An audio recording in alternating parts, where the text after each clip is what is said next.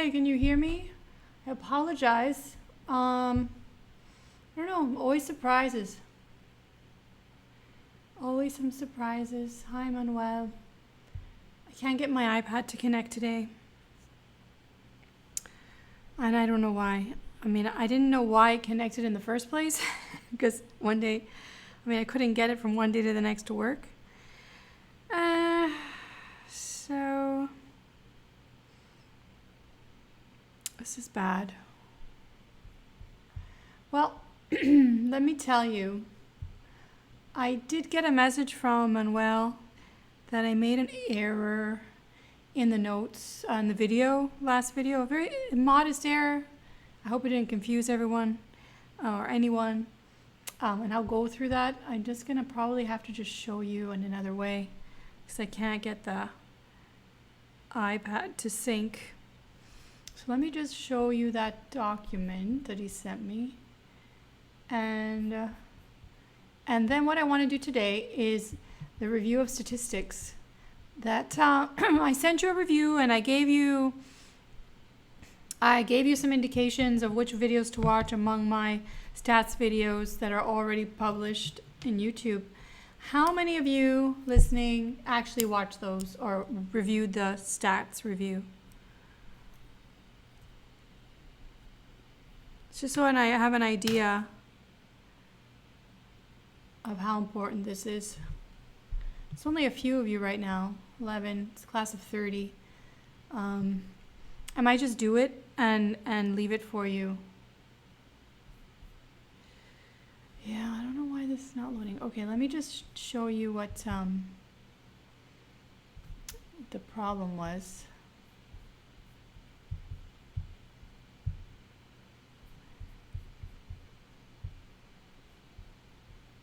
The problem that I answered incorrectly. Okay, let me flash this.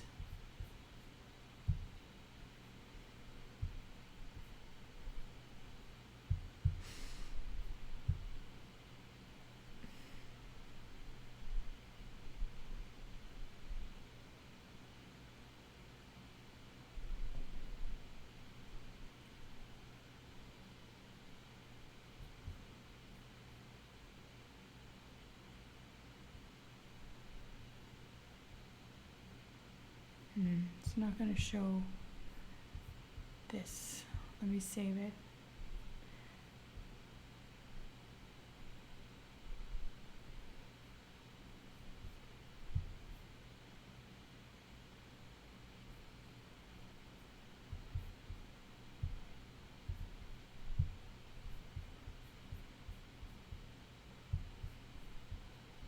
I'm here, just sorting things out.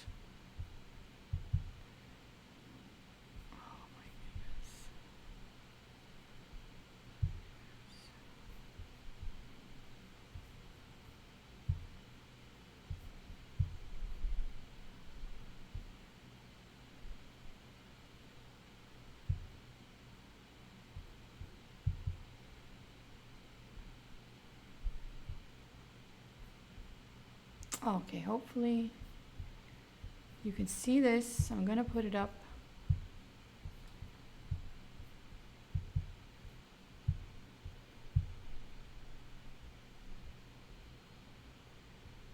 I don't know, things are not working nicely today.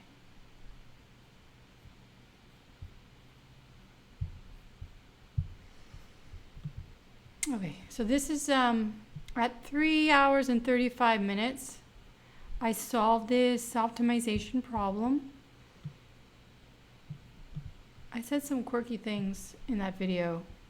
I apologize for being half asleep. So let me correct this here. So what mistake did I make here, if anybody else noticed?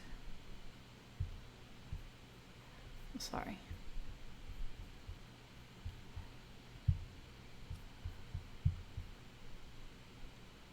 Why do you have blue? Not sure why it looks like that. Oh, it's very blurry. Do you see it? Okay, it's very blurry. Let me try and make it less blurry. I don't know how. It looks fine for me. I'll just go like, that didn't work. Oh, there.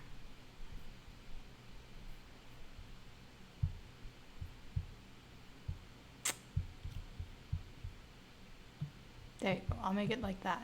You can see it.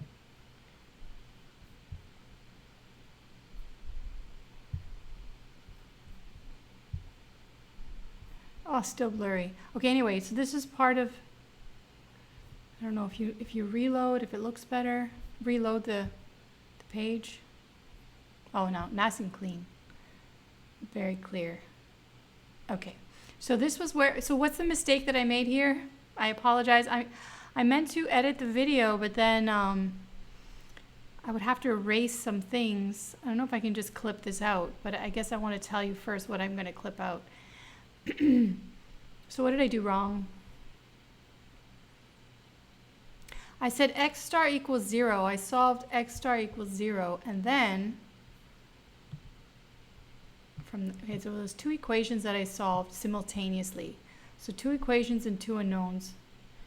And then I said x star equals 0. So the optimal level of x is x star, and it's 0. And then I proceeded to use x equals 2 as a substitution, and that's just really bad. So I shouldn't have done that. This should have been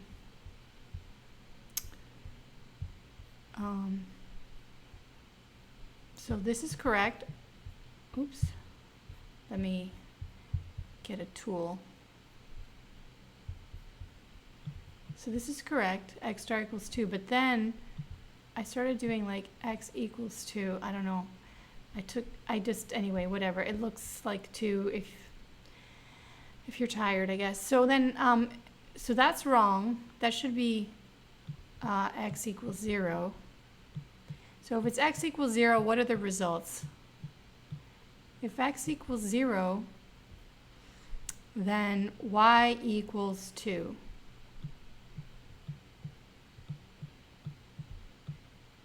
Those are the results.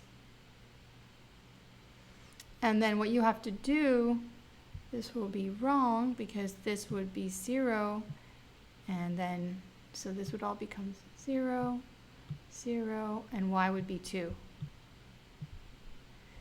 So y would be, I should make it like that.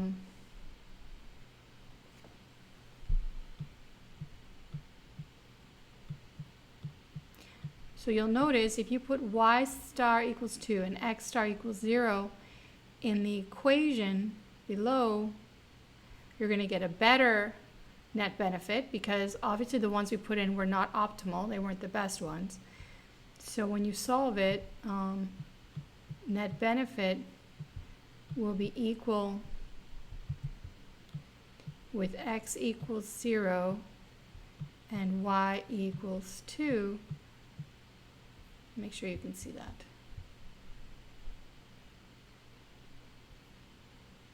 Hope I'm not blowing your minds with this. This is going to end up being, so this will still be 0. See that I put this in here. I put x equals 0 here, so I continue to use x equals 0. And then this is wrong.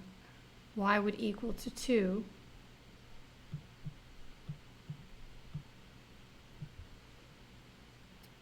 And so I did it like halfway. Most of this I solved with x equals.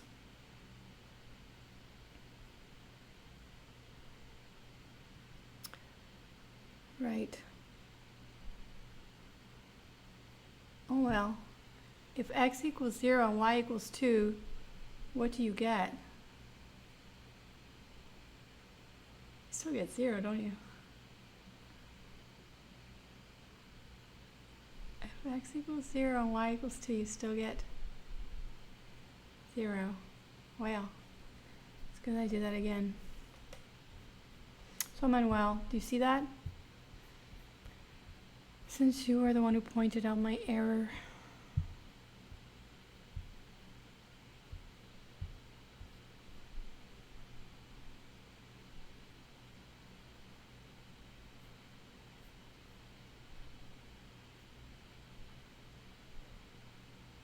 Okay. So y would be 2 minus 2, and you'd still get 0. So the only thing I messed up and confused was I used the wrong number to get y. You know what, Manuel? I did that wrong. It's actually 0 because it's 2 minus 2. Yeah, it's okay because I thought it was 4 as well. So anyway, if you were to do this in a test situation and it was a written test and you wrote this down, I would see your error.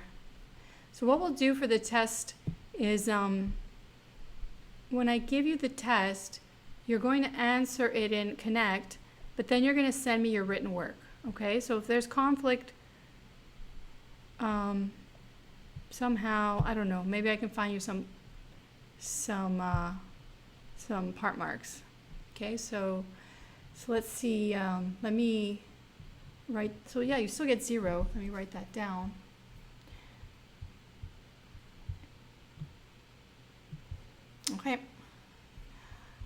Okay, so you finished chapters 3 and 4 in Connect, and I want to do the stats review. And how many of you say you did the stats review without me, with my notes, or you don't? Okay, how many of you feel confident with stats, and I don't have to do this review?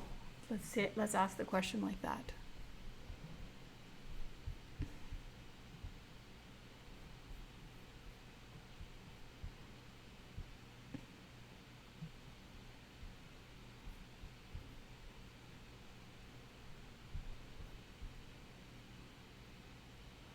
Okay, Manuel feels good. 16 watching. Who feels confident that they don't need a review right now?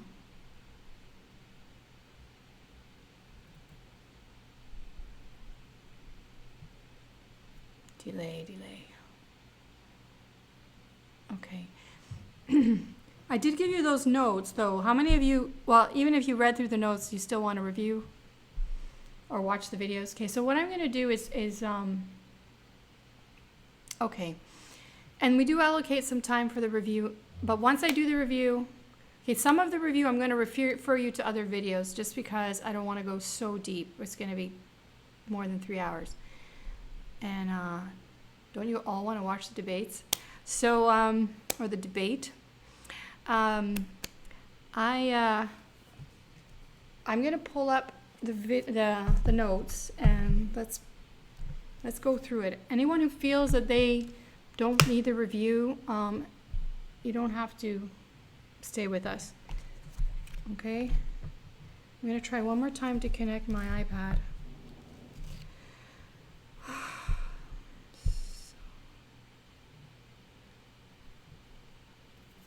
Unbelievable.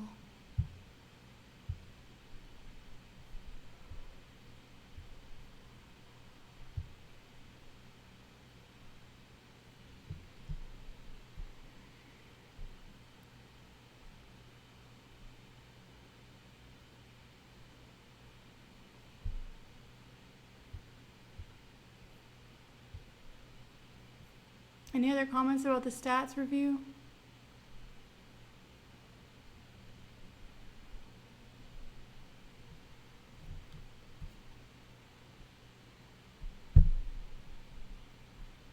See?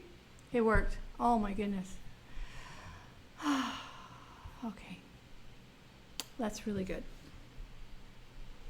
I just have to reset things or reboot things. I guess it works on Wi-Fi. I thought it was Bluetooth and Wi-Fi. I actually don't know. Okay, so it's connected. I'm going to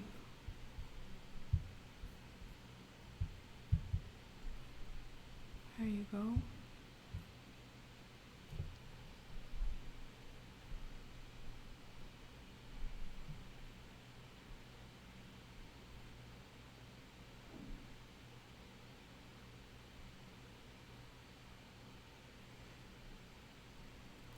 So hopefully this is going to help you understand chapter 4 and all the remaining chapters better, because really this course uses statistics as its main tool.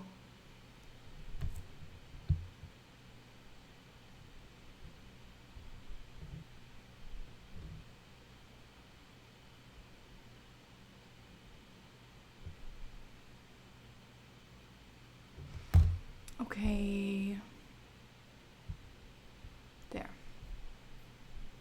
So I send these to you. You should have these.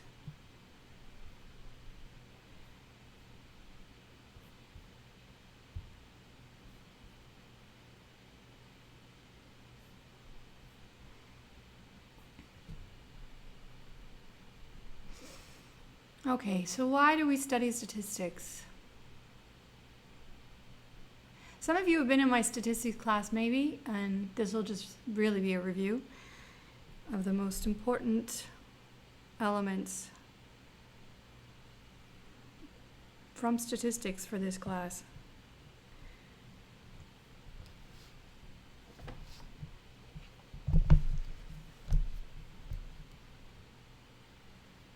So it says, I have a explanation of why we study statistics there, but what do we aim to do? We aim in statistics to resolve uncertainty. We use information, all the information that we can gather feasibly, cost effectively, and determine what might be. So what might be involves thinking about all the different possibilities and their likelihood. So our goal is to gain information from data about a variable so that we can better understand what to expect. So that means we have to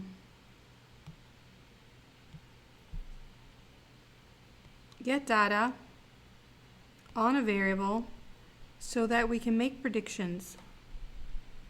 That's really what we aim to do.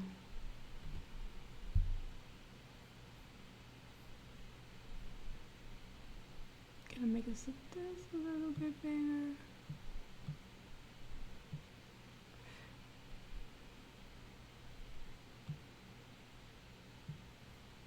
Just making it so you don't see my pen. So what's data? What's a variable? Any characteristic of a person or a thing that can be expressed as a number is called a variable. So for our interest, dollar sales, quantity demanded, interest rates, these are variables. Advertising dollars, okay, even advertising dollars spent by a competitor, if you have that information. So it's all limited by our access to information. So that's the variable, and the value of the variable is the actual number that describes the person or the thing. So the value of a variable, let's say we're interested in quantity demanded. What quantity demanded? Do we want the quantity demanded last year, the last 10 years for a product? I mean, the products are different over 10 years, right? The products a manufacturer makes how are we going to measure that? What is our metric? What is our measure? What is our variable? So we have to be very specific about defining it. And then we want to gather information on it. There's a whole universe of information possibly available on the quantity demanded on a variable. So if we talk about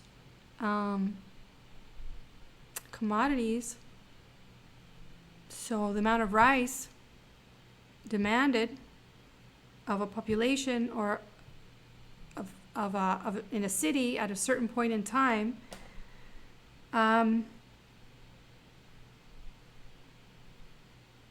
it's going to be hard to get that information for the complete set of information. We'd have to be able to define that. And then out of that information, we just take a sample, right? We call it a sample. Because we usually can't possibly get all the possible values.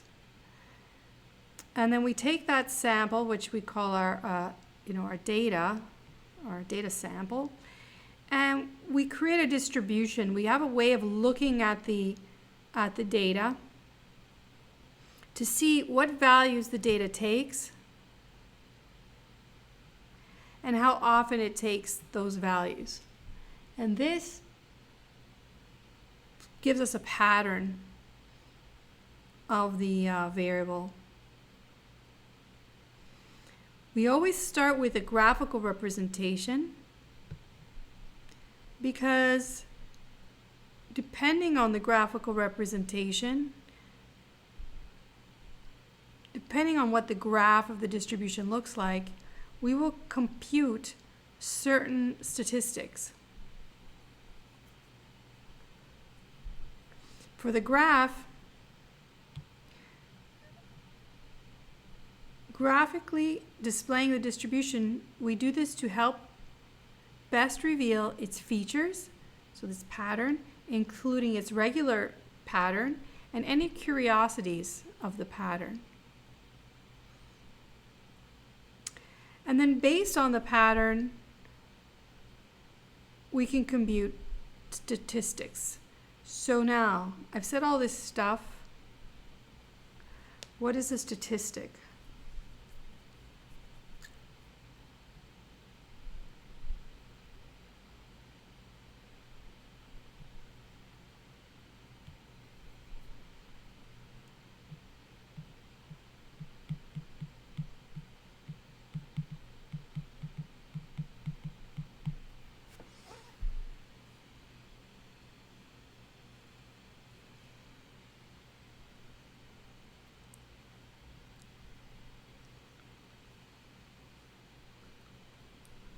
What is a statistic? How do you define that?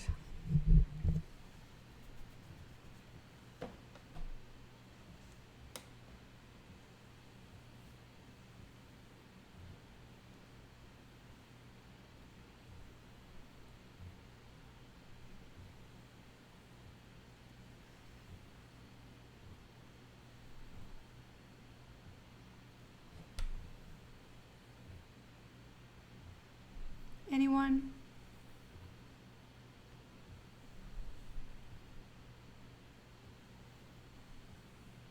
What is a statistic?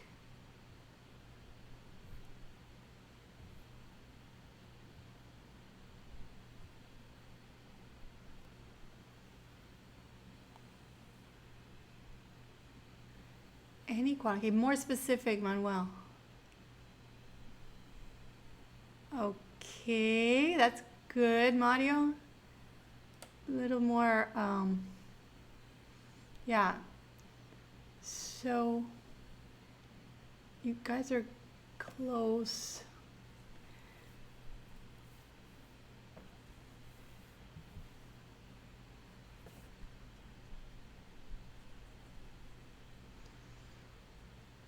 So a statistic, let me try.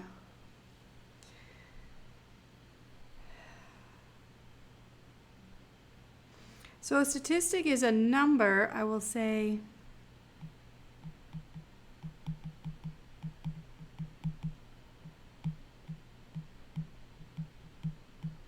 computed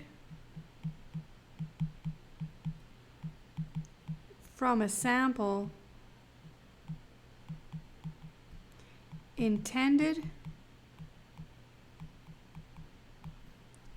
to estimate what?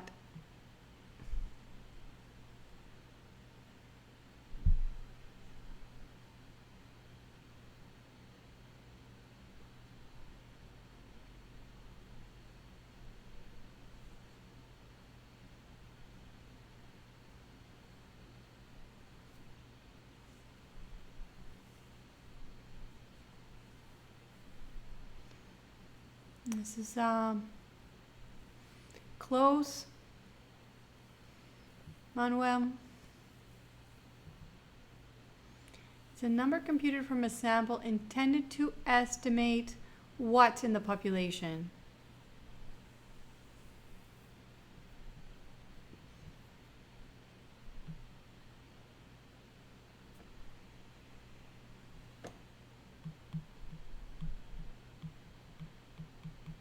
Okay, we reserve the term parameter. People use these word terms loosely, but a parameter is is really what we're after. It's the actual characteristic.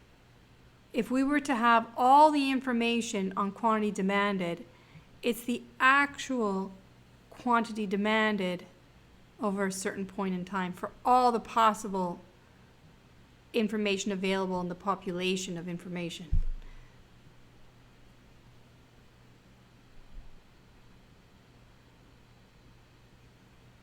Okay.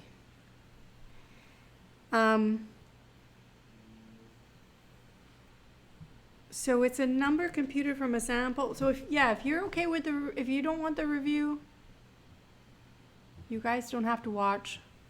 I'm going to spend today with the review, and then after today, I'm going to assume you know what I'm talking about when it comes to the statistical parameters or statistics, okay? So a number computed from a sample intended to estimate a parameter, that's the goal. That is our goal, is to estimate a parameter. So the statistic is tied to a parameter. So when you see, now let's just talk a bit about parameters.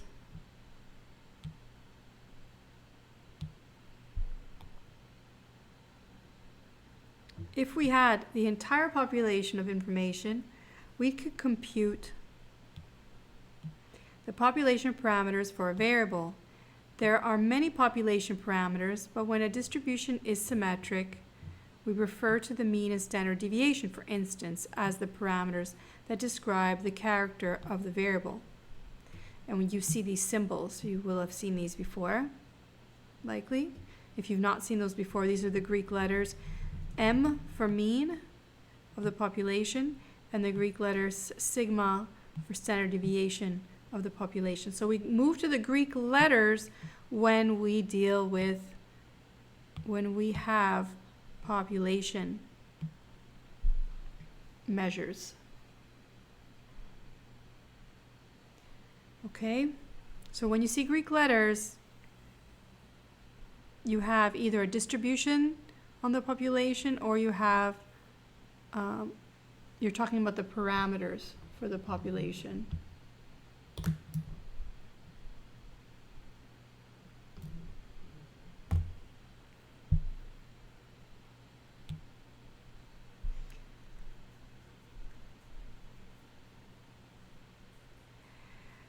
So it's usually not feasible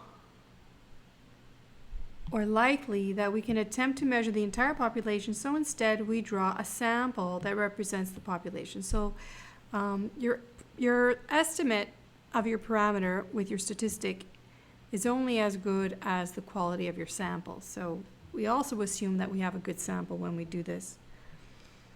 And when you have results that look strange, you'd have to explain that that's not as a result of a bad sample, or maybe it is the result of a bad sample. Okay, it's not representative, in other words.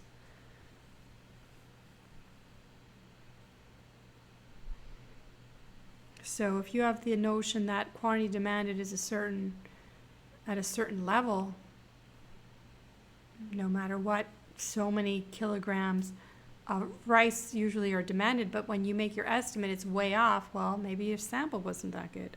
So we assume when we do this work in this class, usually we're going to assume we have good data. And if something turns out strange, that might be a reason why the data wasn't good. Okay, so then I just say a statistic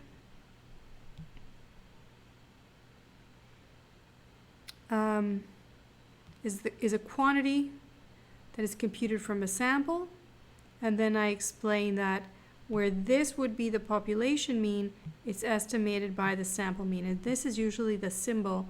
X bar is a symbol we use for the average. Mean means average. for the average in a sample, and that's the best estimate we have of the true average for all of the population. It's pretty universal that the capital letter N is used for the population size, and the sample size is little n. And then notice, just to remember this, when I was studying statistics, I use this never to be confused. Populations have parameters and samples have statistics. Okay? Now, I don't know if in Spanish that's the same. Populación, parameter, muestra. Okay, that's the only thing that messes up, is that that starts with an E, and estadística, and this one starts with M. But anyway, in English it works. Okay, so these are the symbols, common symbols. I'm going to show them again. So everyone, if you've never seen these before, take note. X bar is for the sample mean. S is for the sample standard deviation. If you don't know what standard deviation is, we will be talking about that as well.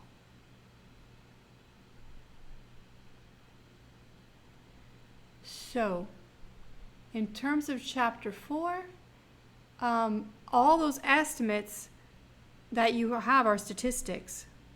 So, like all the coefficients in front of the variables in your equations, those are just statistics, right? So the results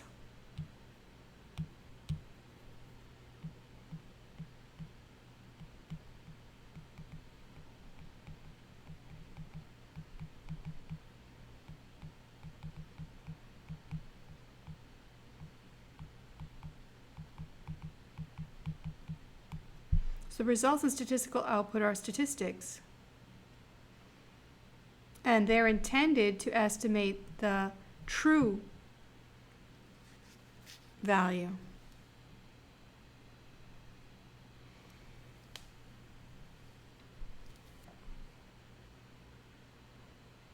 Did you want more than that? You want me to get an exact example?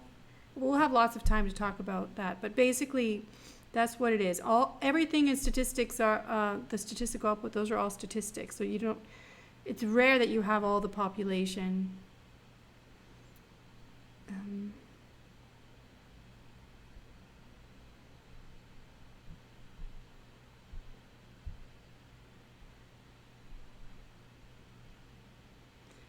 Don't know why that's happening.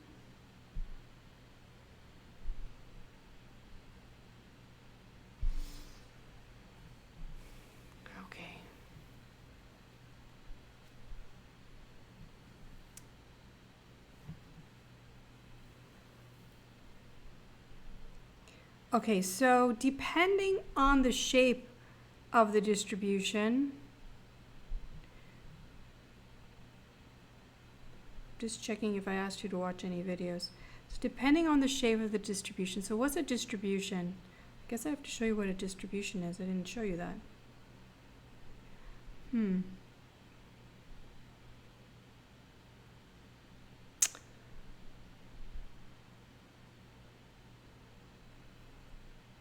I think I gave you an example. Let me see. Okay, here. So I'm sorry, this is out of order a little bit. If you go to page 6, here is an example. Oh, I'm sorry, I'm flipping through. Okay, just let me, okay. Now page number 6. So this is, these are, I'm going to use this just for, to illustrate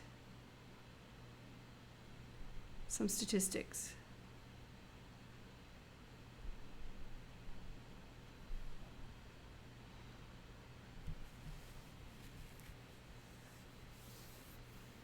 So here's some data.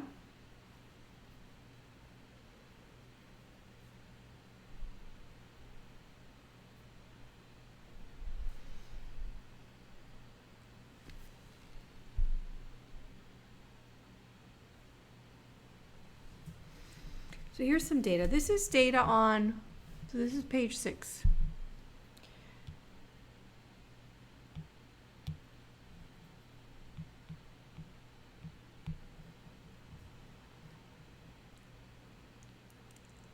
So the reason I'm just going to use this is a simple example, okay? I'm not going to get into, I'm not going to make it very complicated. It's very simple. You even know the answer when you're looking at this, okay? So the question is, well, given that these numbers represent the home run hits for a baseball player. This is Roger Maris, if you guys are into baseball. These are the number of home runs in every season of his 10-year career. So there's 10 observations.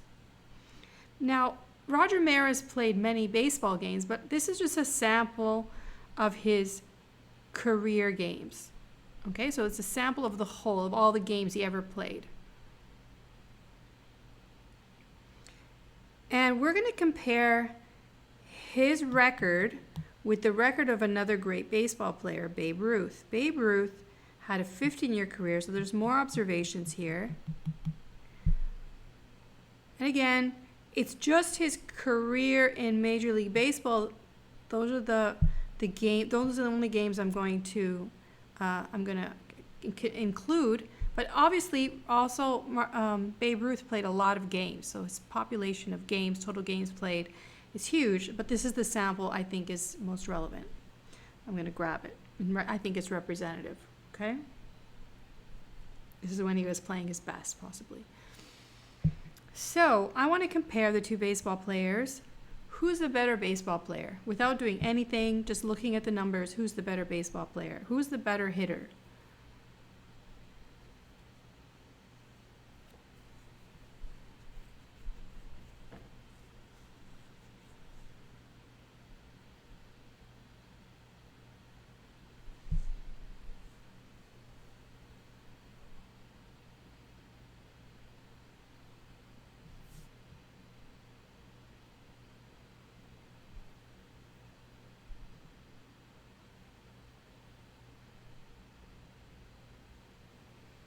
Okay, so let's see how many more. Let me see a few more people. Who's a better baseball player? And why is there a dilemma here? Why is there a conflict? Why do I even look at this? What is the conflict with saying that it's Ruth? It's okay, Nidia. Nivette. Apologizing for caps, it's okay. That happens to me all the time.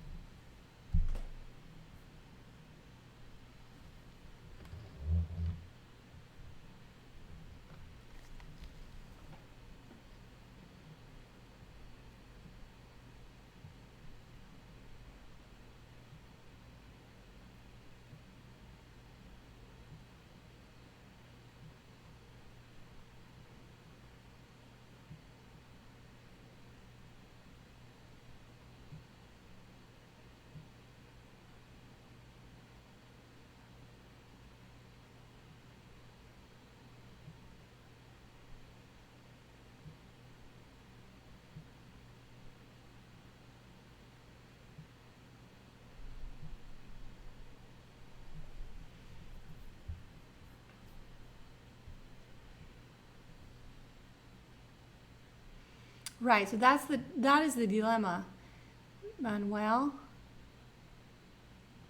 The problem is, the dilemma is that even though it looks like Babe Ruth is a better baseball player, because in his record he seems to be hitting consecutively more than Maris, but no matter what, Maris did have the largest number of hits in one season. So in terms of statistics, he held the record over Ruth.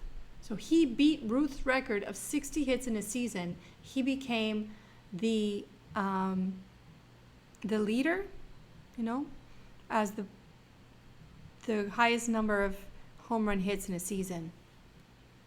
So that's the dilemma.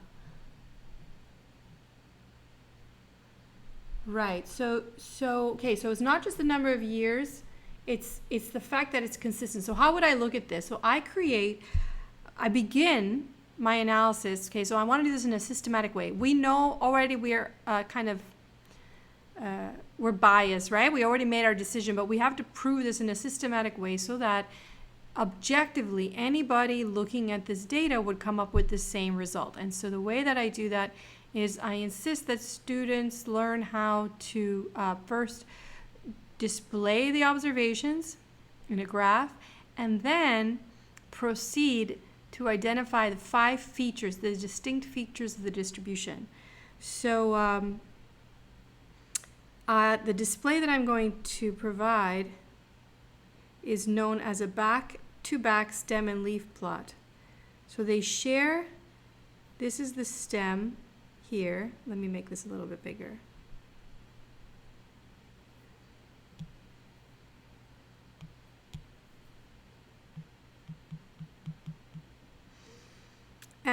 And then this is the leaf, and Maris is on this side,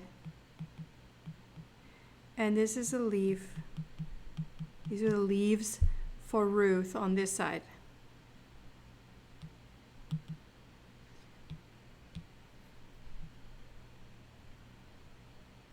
I guess I should put it, that was probably okay.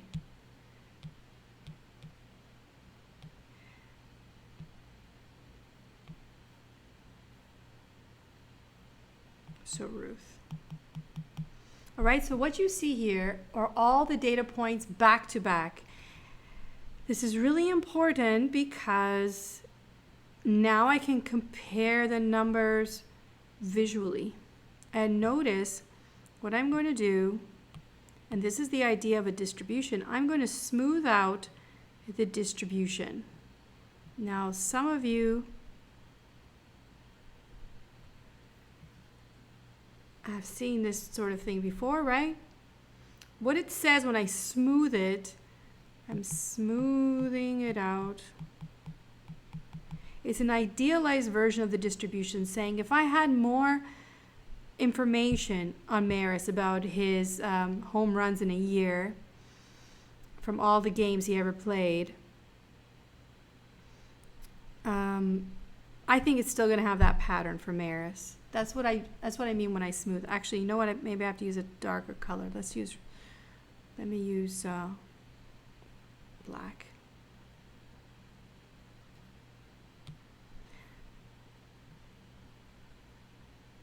Okay.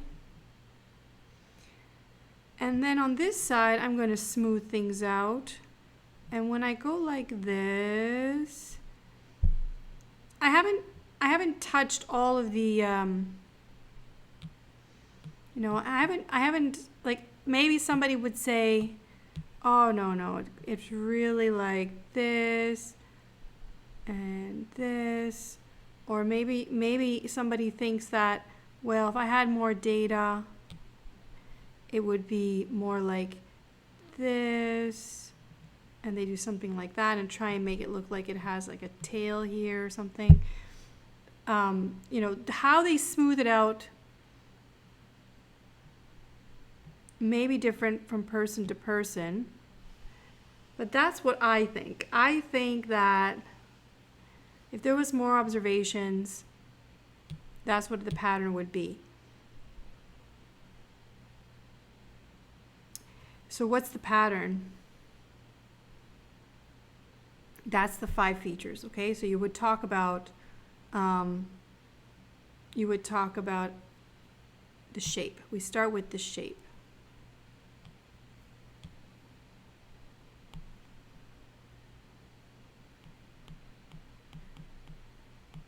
The shape of the distribution for Ruth, we would say this is symmetric. Symmetric is a distribution shape where you see a clear central value, and then the other observations are mirrored on either side. It's not exact, right? But I think that overall, because I'm smoothing, I think overall it would just even out if I had more information. That's in contrast with what's for Maris.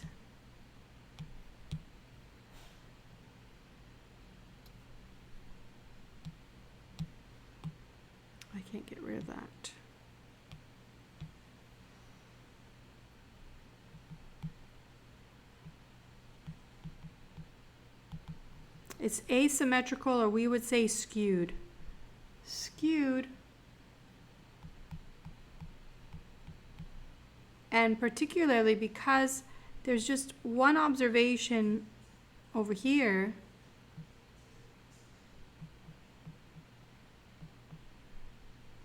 On the right, on this number line, the right side, we call this a right skewed distribution. That's really, really important. It's really important that we distinguish the shape first. So we begin with making a, we make a distribution of our data. We assume it's representative of the population. And then we comment on the shape.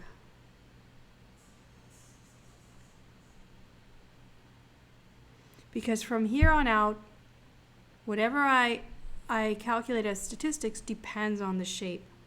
You use different statistics for different shapes.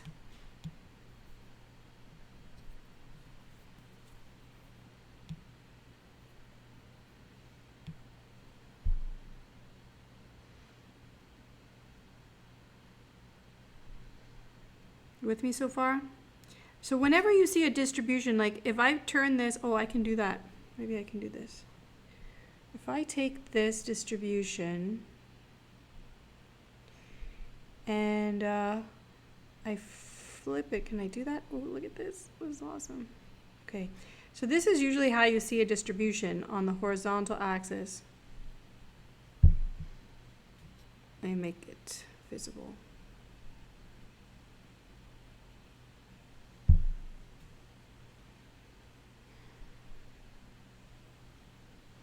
Okay, so usually we put on the horizontal axis, but to make this drawing and to make the distributions comparable, I put them vertically and I put them back to back.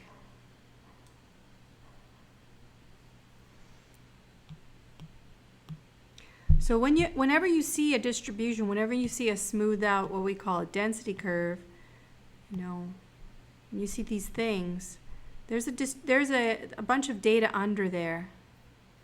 That's what I want you to gather from this part of our discussion. Okay? Now,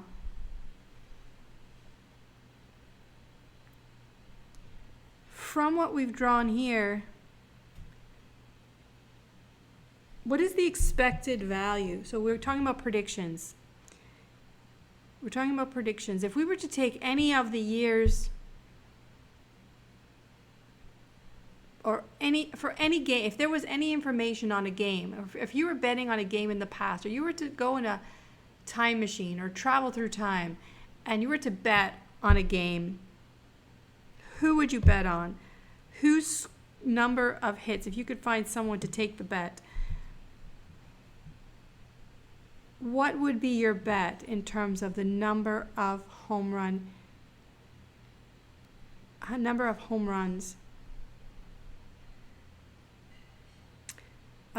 in a season? So I guess you have to go back in time and stay there for a season. But you're going to place a bet on how many home runs in a season one of these players could have. Who would you bet on? Who is more predictable?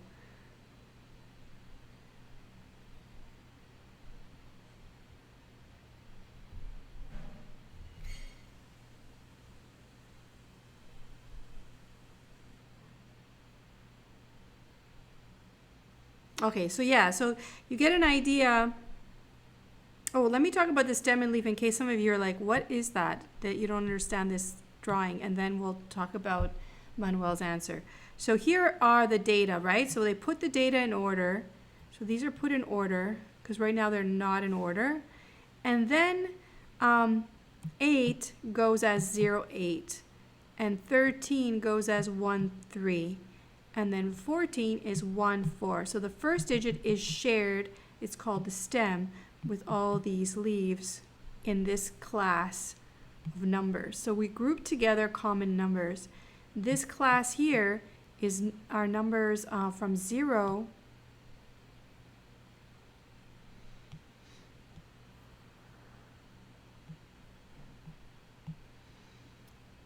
209. And then the second class is going to be 10 to 19. And the next class is 20 to 29. Okay, it's just a way to group common numbers together so I can stare at the numbers. And we don't allow for any gaps that keep going. 40 to 49, and then 50 to 59, and 60 to 69. So these are the classes. Now I don't write that. Sometimes in output you'll see that printed, and other times you won't. And it'll be usually on the left side over here. It'll list all the classes. To get the stem and leaf out of Excel is not nice, not pretty, so usually just do this by hand if you have a little bit of data. If you have more data, you don't make a stem and leaf plot. What do you do if you have lots of data? What is the graph usually used if you have lots of data?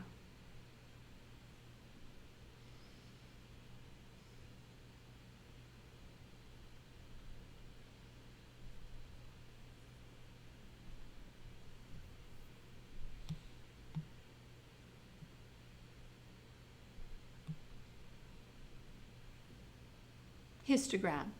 Okay, so if you have lots of data, you make a histogram, and I'll talk about histograms in a second. And there's not much, I'm not going to draw them, but I'm going to use them. But the idea is the same, where under the curve, or in the histogram, you're going to put the observations in order, and you're going to, in this case, the height or the length of this leaf is how many observations there are, okay?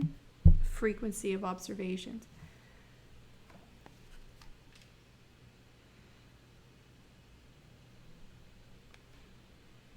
All right, so back to the expected value. So the idea of center that's the second feature. So the center, or the expected value, because of the difference in shape, it's going to affect what you would see as the expected value. So Manuel mentioned that he would bet on Ruth for like 40 or something, right? And the reason why he says that is because the peak, the most observations are here at 40 something.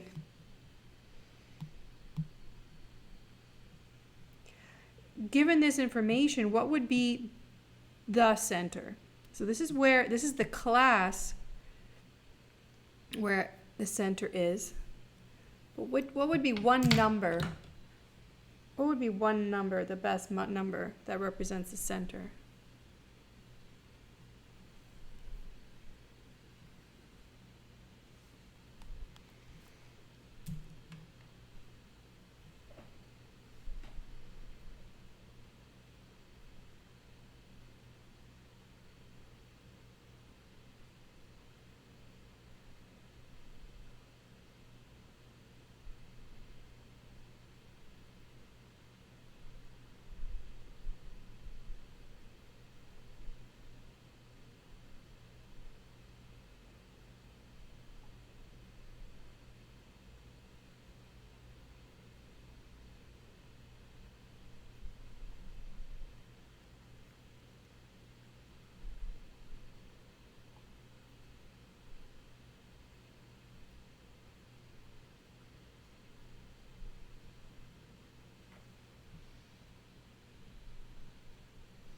Okay, so yeah, so so this is why we're doing a review, right? Mario? Okay, so the center is going to vary. If the distribution is symmetric, the best measure is the mean, or the average.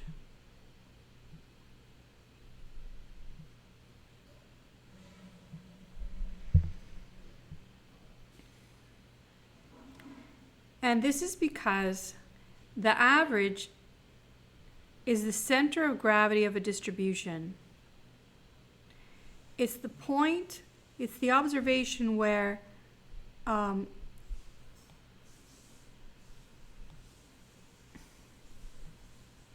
It's the observation that balances this distribution that I've drawn here. So if I put my finger, it would balance right there.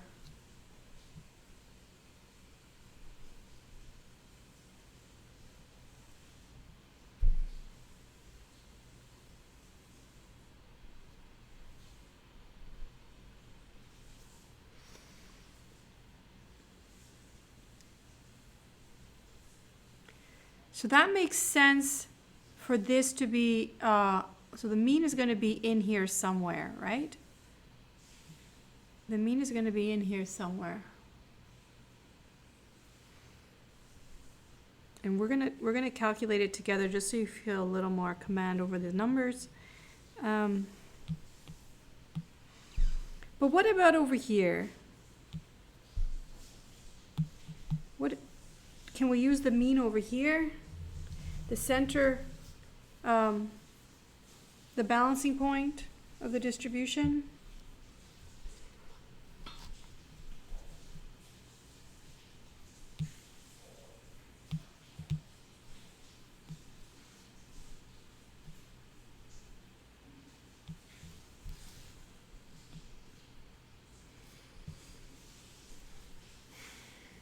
I'm trying to make my lines straight. Okay. So let's say this is my distribution, and I want to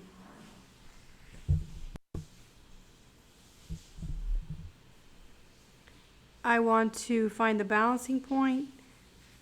So this here, this class where there's observations for the peak, this is known as the modal class.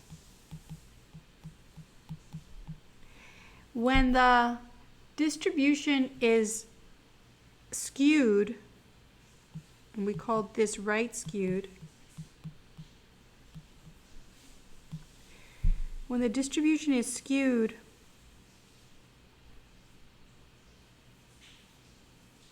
the mean and the mode, so the modal class, it means that in here there's the, well anyway, in here, this is the class with the most observations, so it gives you the highest peak. Okay, so mode is mode, most frequent observation.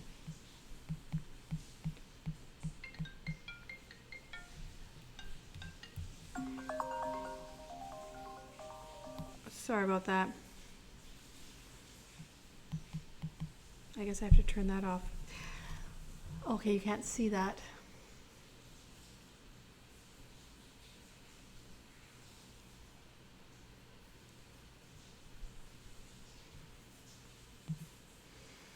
Okay, so that mode is where the most frequent observation is, but we're going to go for the whole class, you know, of most frequent observations, the grouping, because that makes more sense. And that's going to be, in a skewed distribution, that's going to be different than the mean. When it was symmetric, they were all in the same place. The mean and the mode were both here in this class.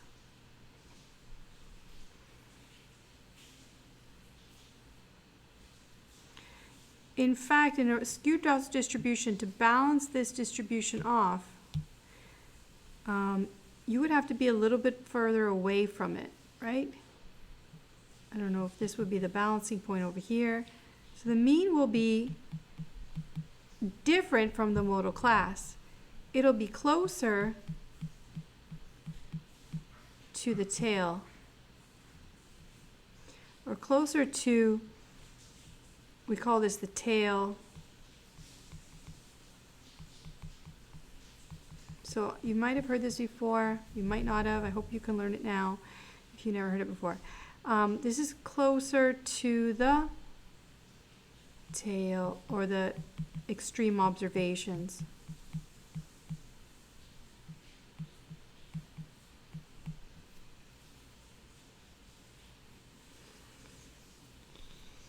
So if that's true, Should I use it as the center, or should I use it as my expected value? Should I bet on the average when the data are skewed?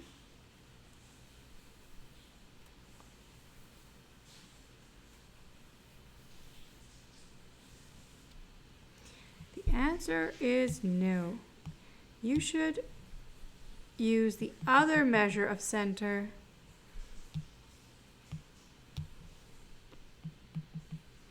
The other measure of center, which is the median, which will also be different than the other two, it will be a compromise between the peak, or the modal class, and the mean.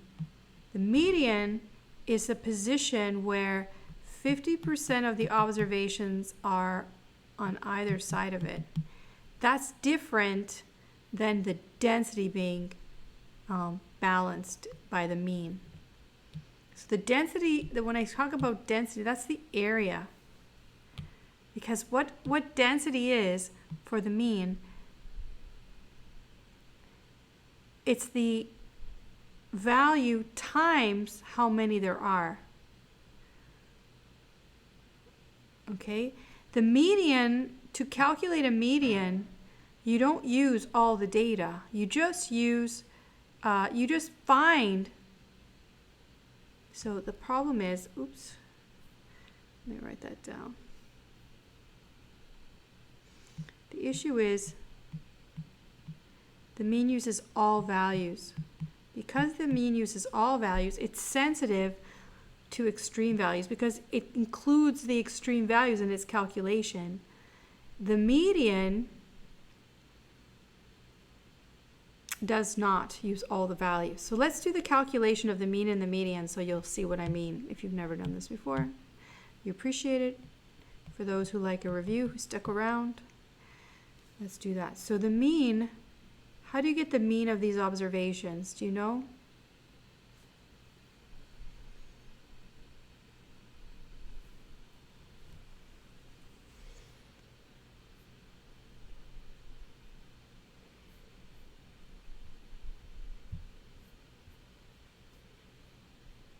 You just add them up and divide by how many there are.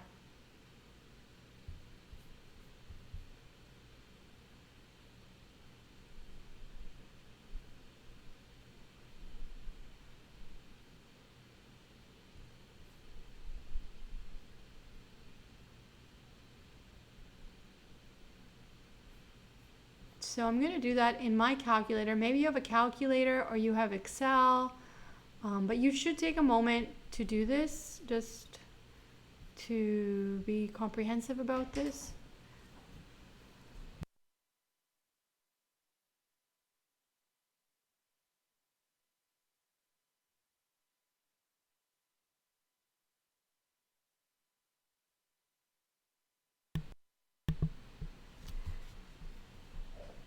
So I'm going to pull up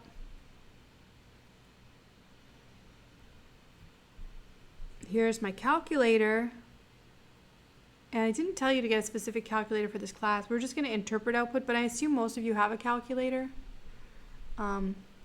This is the calculator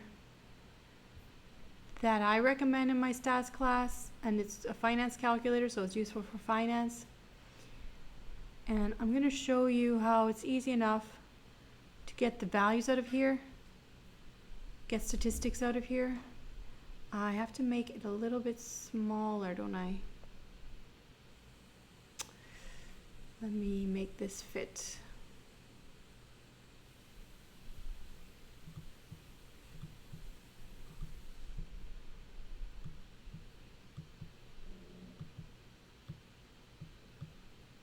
There you go. So I want to put the statistical data in here for Ruth. I'm going to enter first, second, data, you see? And then I can enter numbers into the calculator. So if you have a calculator or if you have, anyway, I'm just demonstrating. You guys can do what you want. Find the resources that you want. So I enter it and then I go down and then it shows me Y. Now that is if I have two variables, and by the end of this class we're going to talk about two variables at a time, so I'm going to use this again.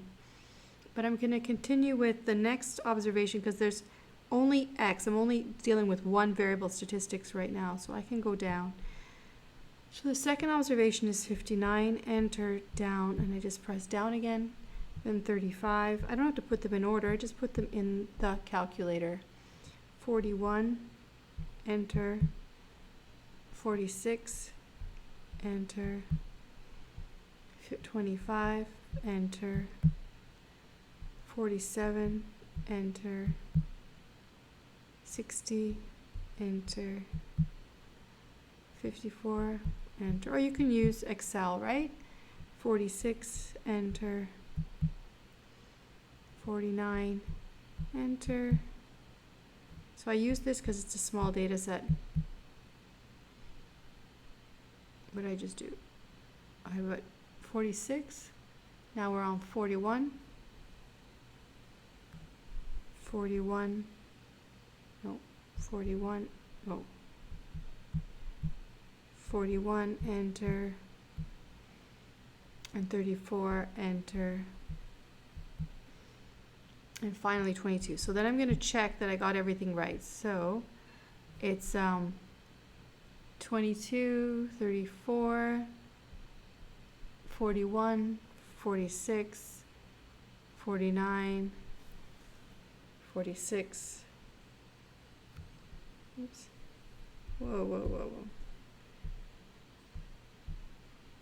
Okay, let's go through them. 54, 59, 35, 41, 46, 25, 47, 60, 54, 46, 49, 46, 41, 34. Okay.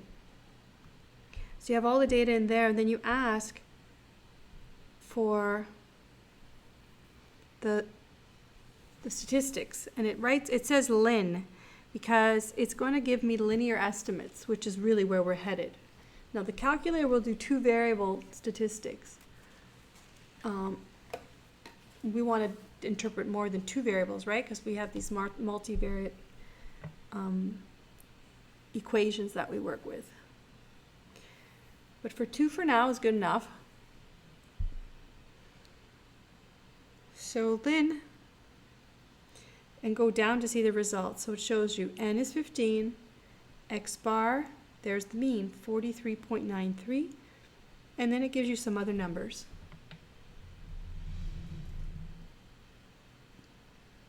Any questions so far? So I just showed you. Oh, you didn't see what I hit? Okay, so any calculator, will have these sorts of features.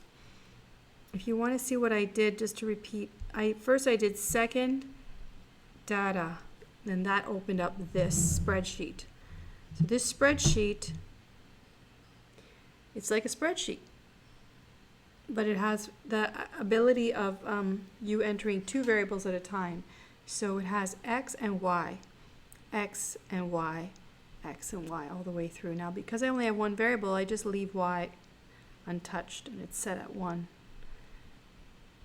Okay, the way I entered is I put the number, so second data, and then it shows up x0, so I put the number 54, enter, down, down. So every calculator, any calculator you have with stat mode in it will do this in some way or another. So for your stats class, this is good. For economics, you don't have to do this, but this is just a way to deal with lots of numbers very easily. So you'll see how we can get the equations of the line very easy with our calculator. I'm going to show you how to do that. And that might be handy for you.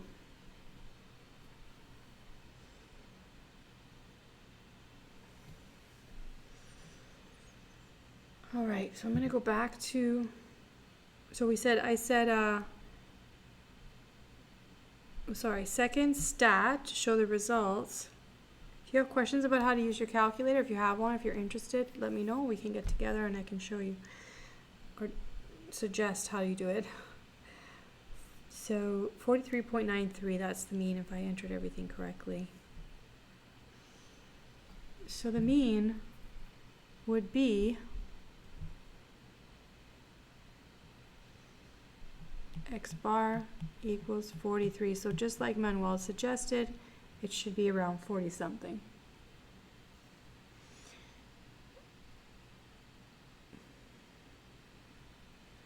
So it'll be in here. It's not an actual value, but it's right here somewhere.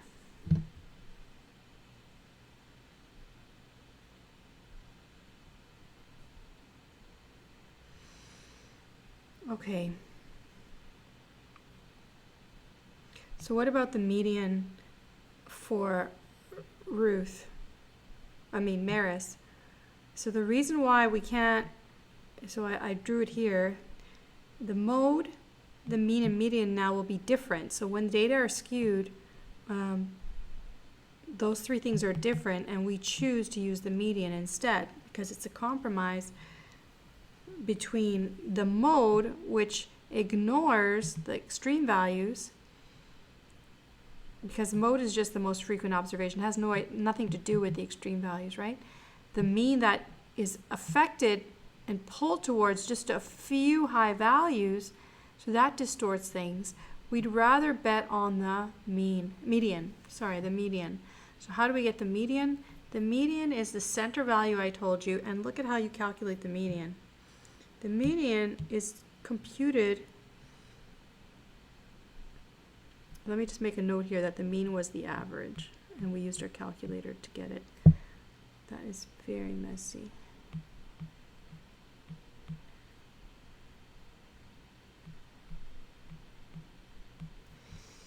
The median is found at the n plus 1 over 2th observation. That's how you find it. Now notice in this formula, it has nothing to do with the values. It's just us. All that it depends on is the number of values, not the value itself. So that extreme value doesn't go into this computation at all. So since Maris had n equals 10, and just put a point here, this was equal to 15, right?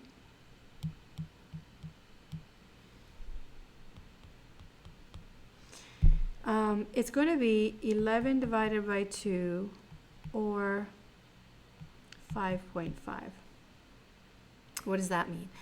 The median will be found between the 5th and the 6th observation. That's where you're going to cut the data in half. So there's so few here, you can see it, that I have 1, 2, 3, 4, I have 10. So I want to go to 1 from the beginning. 1, 2, 3, 4, 5. So between these two, what are these two? 1, 2, 3, 4, 5. Between the 5th and the 6th. These are 23 and 26. So you want to average 23 and 26.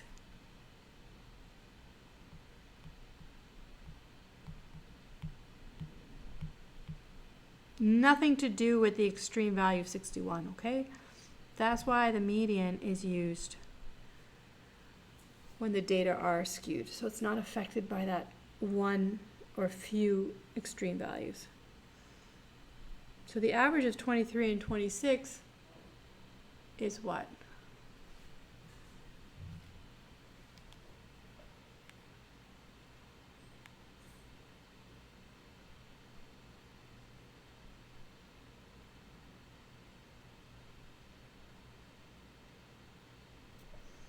$24.5.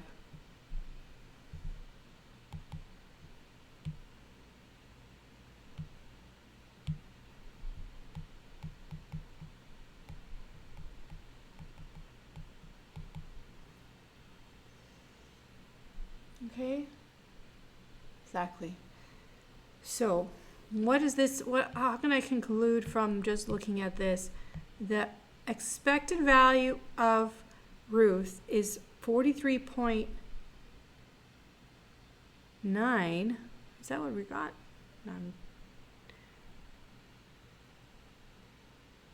Oh.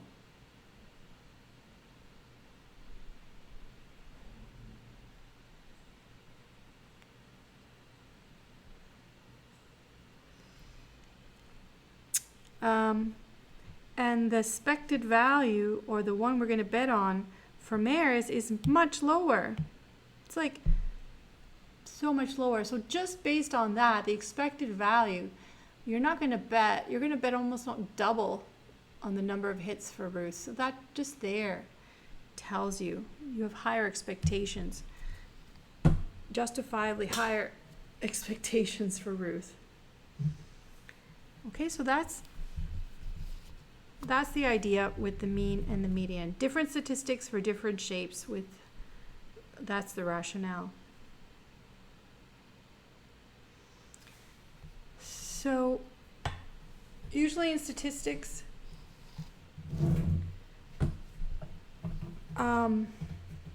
we don't just talk about one, we don't just predict with one value. We usually present a range of values. So in other words, we show the pattern of the distribution, because there's so many, there's so many different outcomes. What's the variation like in the observations? Now you notice Ruth is less variable than Maris. You see, it's much more variation here. It's very flat and volatile, unexpected, unstable. But here it's much more tight and predictable. So to capture that, we refer to the spread of the distribution. So I'm going to erase this piece here. Maybe not. I want to move it out of the way.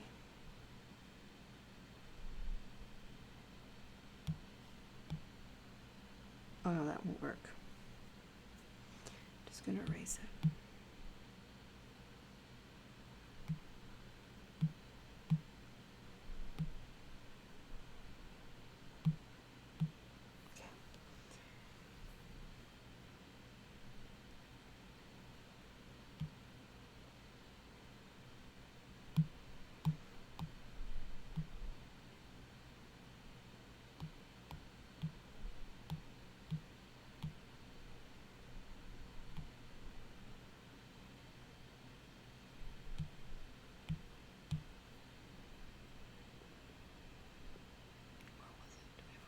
Okay. 24.5.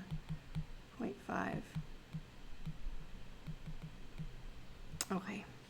So the third thing is known as the spread. That's the third feature. And here is the spread. So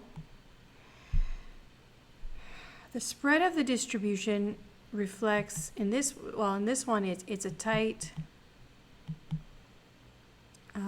predictable spread. It's a tight distribution, whereas this one, it's volatile. Not that volatile, but it's more volatile than for Ruth.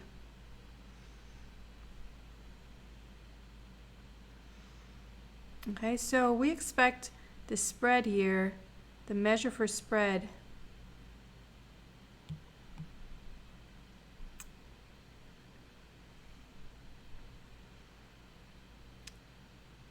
to reflect a smaller spread than the one for the spread here.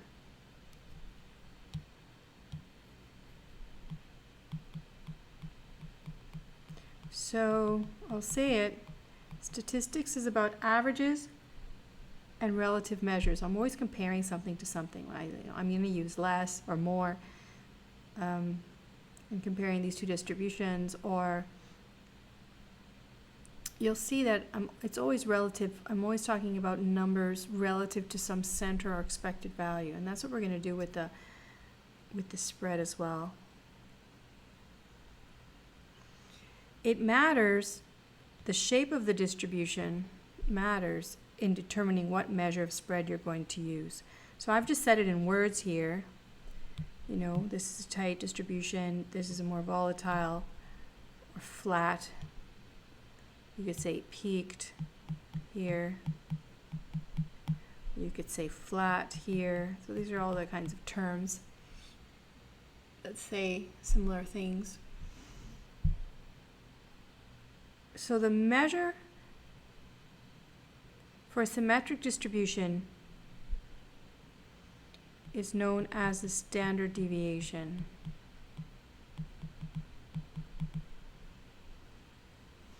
What is the standard deviation? That's one question. The measure for spread over here cannot be the standard deviation.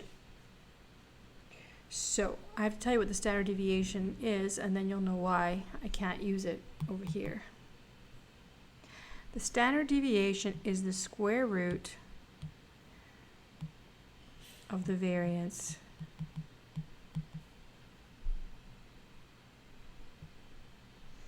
the variance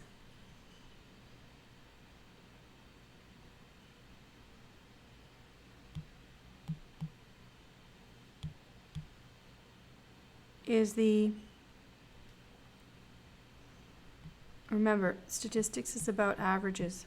It's the average of what, and then relative measures. It's the average of the deviations. I have to correct that.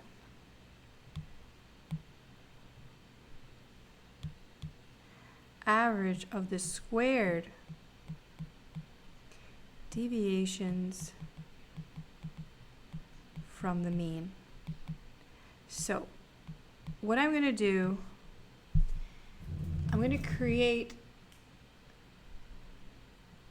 from the data that I have here, you know, the observations above, I find the mean as 43.9, but then I see there's a bunch of values around it, right, that are different than 43.9, and I want to capture those in a measure to show how spread out the observations are. So I'm going to use 43.9 as my anchor, and I'm going to compare computing deviations from the mean for every single observation. And I'm going to use that measure, the average deviations from the mean, as a measure of the standard deviation. Okay, so it's another average. That's the key word in this expression. It's another average, but it's an average of the deviations from the mean.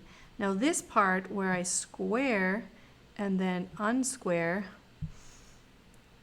is just a matter of, well, something we need to discuss briefly. But the point is that this number depends on the mean. That says mean. If you can't read that, let me fix that. No, I can't fix it. It says mean. Okay, because it depends on the mean, it also will be sensitive to extreme values and cannot be used when data are skewed. When data are skewed, instead, you shouldn't report the standard deviation or refer to or use the standard deviation. Instead, what you're going to do is present what's like the data. So what will happen if you have data and you put it in your computer and you ask for statistical summary, it'll just shoot a bunch of information at you. It'll show you all this information. It'll show you the mean and the median. It'll show you the standard deviation and the thing I'm going to tell you now. It'll show you all of this. So you need to know which ones to pick, okay? You need to know. Computer is just a tool. Software is just a tool. So what do you use in case that the data are skewed? You use what's called the 5-number summary. And that's different than the 5 features we're talking about right now. But those are the minimum, the first quartile, the median, the third quartile, and the maximum. So presenting the data as those 5 numbers, in particular, showing then the interquartile range, because I've divided this data, so these are quartiles. It means just like the median marks the 50th percentile, these quarters, this would be the 25th percentile. So that would be where 25% of the observations are below it. Q2 is where 50% of the observations are smaller than it, and Q3 is where 75% of the observations are smaller than it. And this shows in the middle, between this and this, are half of the data. So it shows the regularity, even though there could be extreme values, because it's a skewed distribution, it could be on the left or the right. In the middle, there should be some regular pattern that we can extract, and that's what you present when you present the spread. Okay, now I'm not going to get into all those calculations. I provided them here just for you to review them, so you guys can look at that. So when I do this on my calculator, when I calculate the standard deviation for Ruth, I'm going to go back to my calculator and show you. So that was my mean, right, for Ruth? And then I got this number. That's S, X. And then there's this number, sigma X. Which one should I use?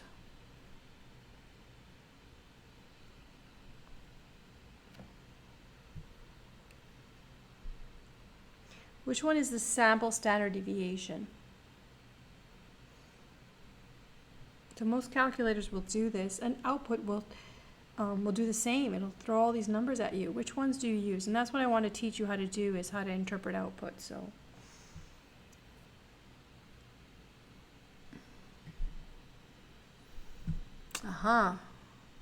so they're different numbers, so we have to pick, right? One is S and one is sigma. We want to figure out spread.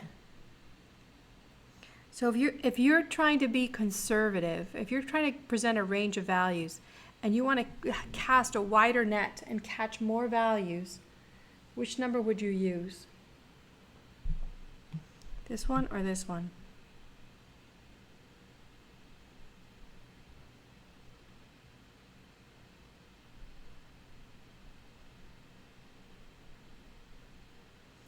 The question was, if you have to pick one, you want the one that is bigger, okay? You're going to take the one that's bigger, but that's not the rationale. It's going to be the case that Sx is the sample standard deviation, whereas this is assuming you have the population information, and this gives you the population standard deviation. So what's the difference? The difference is, I'm going to put it here.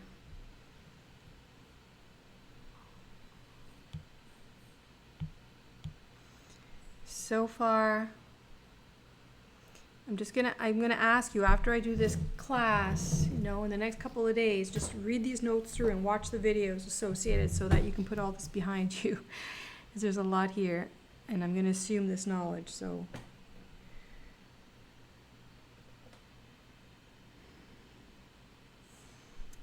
deviation from the mean would be like this. Do you agree? That's each value. So where my observations, I'll call them, the data would be like this. I represents the first, second, third, fourth, fifth, sixth, etc. observation.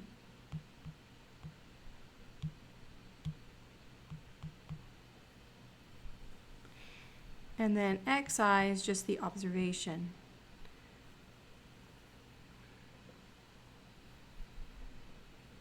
So for Ruth, like 22, if I put them in order, 25, 34, okay? So that's the data. So deviation from the mean, this is the deviation from the mean. So every observation minus the mean.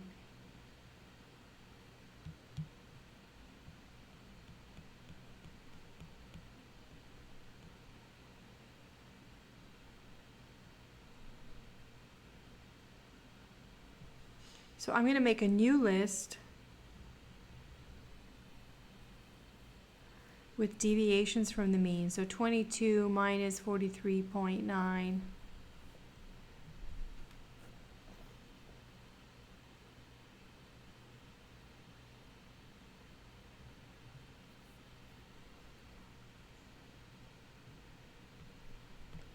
not going to expect you to do this. We're just going to use the calculator, but this is what it calculates. And 25 minus 43.9. And you do this all the way down.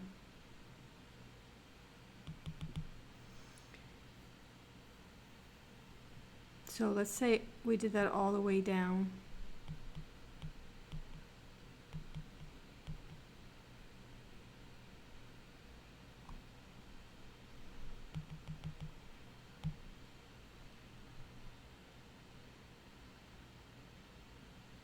And let's say we got the average.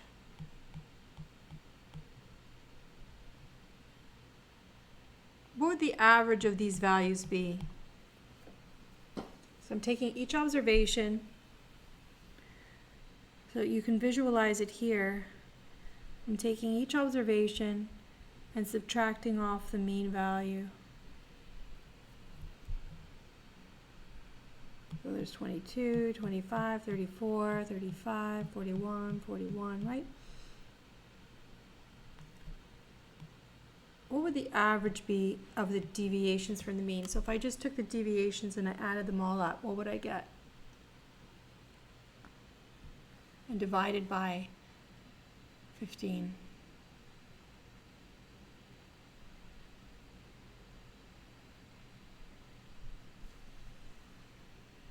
You don't have to do it. You should know what you would get.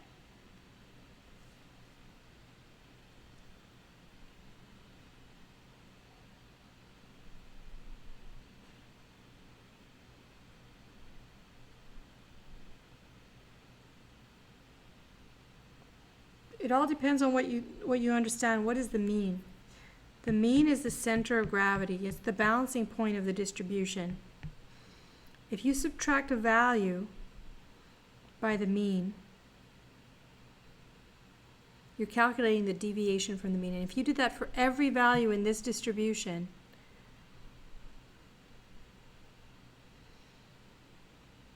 what would these values be, these ones here? Would they be positive or negative?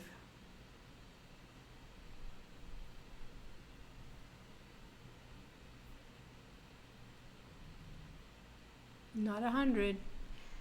Would these be positive or negative? If I took each value and I subtracted off the mean, would these values be positive or negative? They're deviations.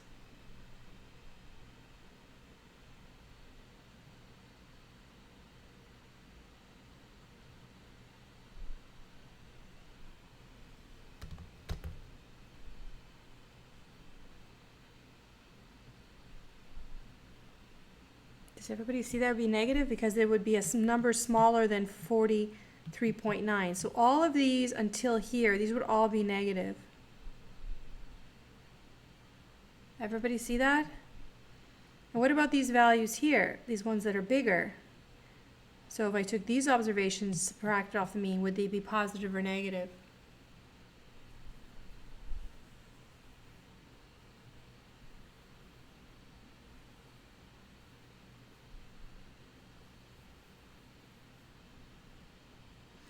Just going to mark it.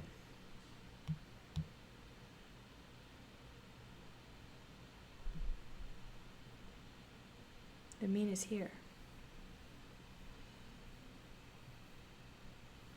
Positive, right?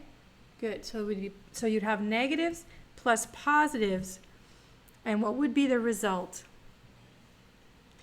The fact that x bar is the center of gravity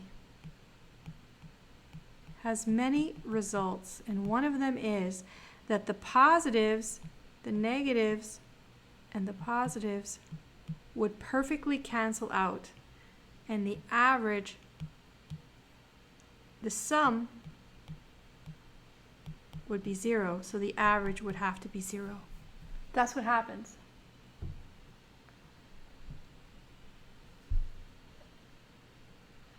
So if you want the deviations from the mean as a measure of the spread, you don't care about if it's a positive or negative deviation.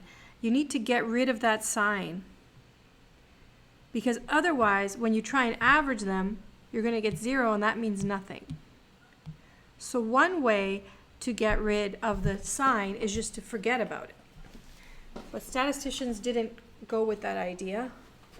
They said, we're going to get rid of the positive or negative by squaring the value. That's another technique to get rid of the positive or negative sign. So that's why they took the deviations from the mean, squared them, and then averaged it. But because they squared it, they have to unsquare it to get back to the units of the problem. So for this, the units were number of hits. They have to unsquare it because otherwise their result, their standard deviation measure,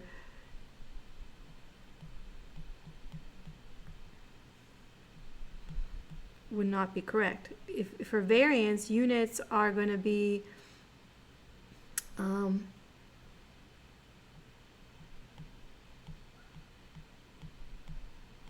runs squared, and nobody knows what that means. Doesn't make sense. Whatever you do to the numbers, you also do to the units, right? So to get rid of that, we have to take the square root. So I make a whole video about this. Please watch it.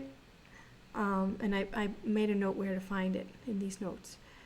So that's what the standard deviation gives you. It's the average of the deviations from the mean,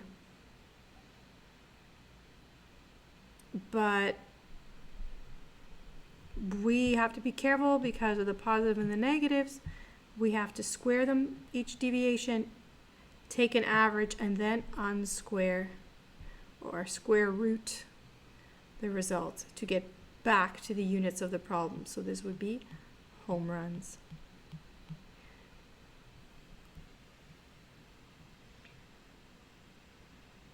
Okay, so if you don't get that, it's fine. Just watch the other video and you'll get it. Take that time. So in my calculator, now back to the calculator situation. In the calculator, I got a result. And what you got out of the calculator was called S.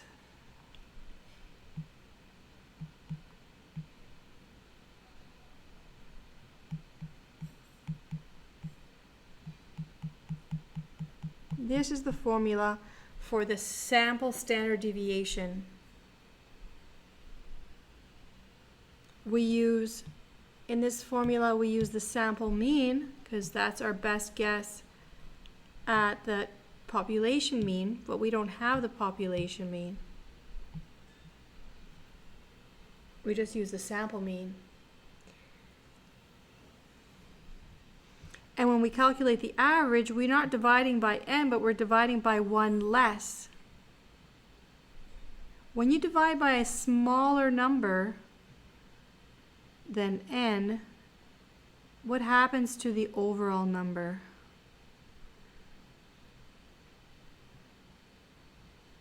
The effect of this going down, the denominator going down, makes S a little bit bigger than it would otherwise be.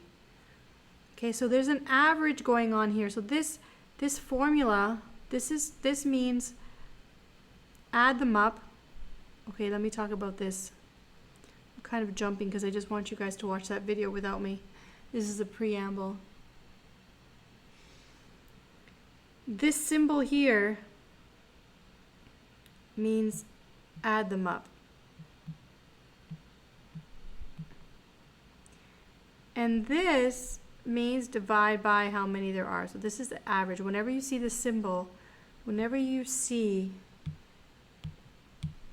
this and this, whatever's in here, you think to yourself average, right? That's what you should think. And that's what's happening over here. You're adding up something, deviations from the mean. I just discussed why I square them before I add them up and divide by how many there are. So this, the only thing that remains is why the heck is this happening?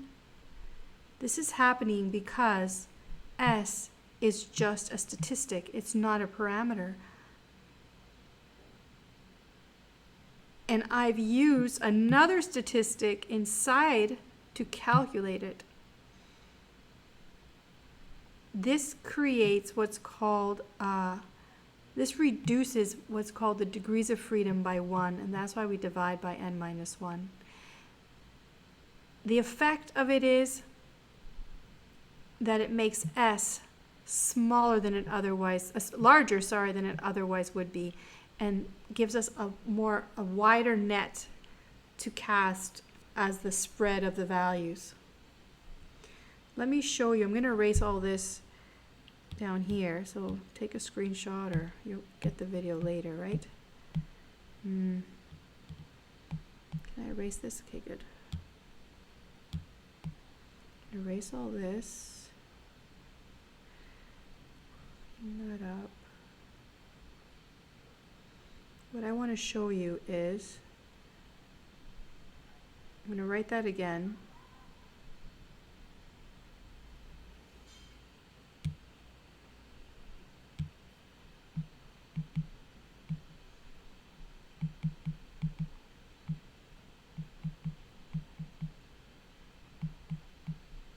Okay, so that was the sample standard deviation. Now here is the population standard deviation, which you won't calculate, but your calculator does it for you just in case your data was population data. Oh, what am I doing?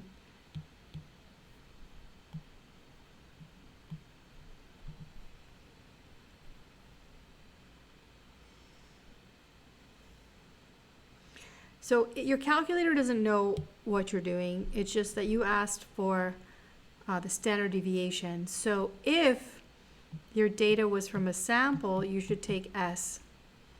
If your data was from a population, for instance, there could be cases where you have all the data. Let's say we weren't interested in all of the games ever played by these baseball players. We were just interested in the season games, only in the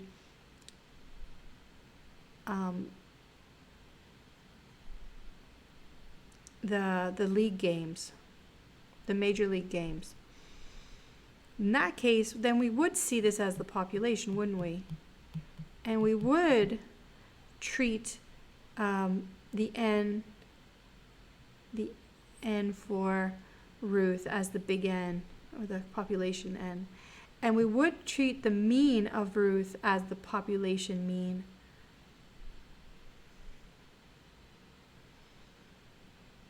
But it turns out that in repeated samples, and this is how statisticians check the quality of their statistics, they create a population and sample from it repeatedly, and then looking at the average results, they found that if they didn't make this adjustment, their sample standard deviation would be off.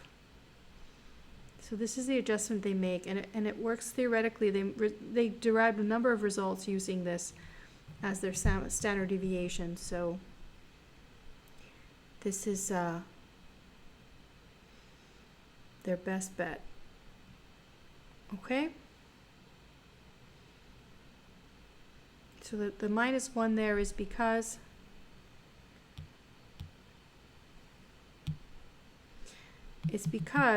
what happens is we don't have the true population mean, and instead we use X bar, but by using X bar inside,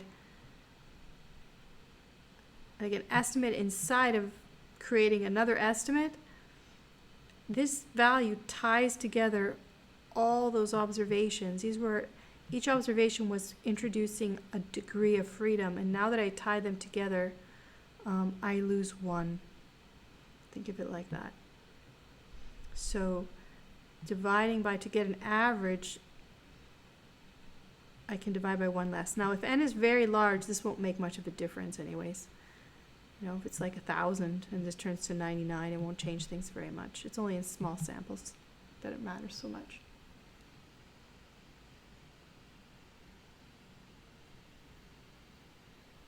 Oh, there's other video. I noted it in these notes. I told you all the videos to watch.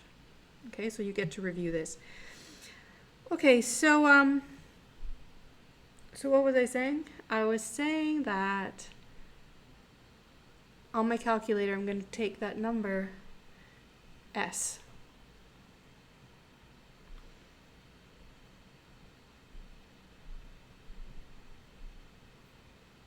So see, 10.8 is smaller. S is 11.25. We'll take 11.25, or just 11 even, because it's home run hits. Oh, where am I going? No. There. So then, after all of this is said and done,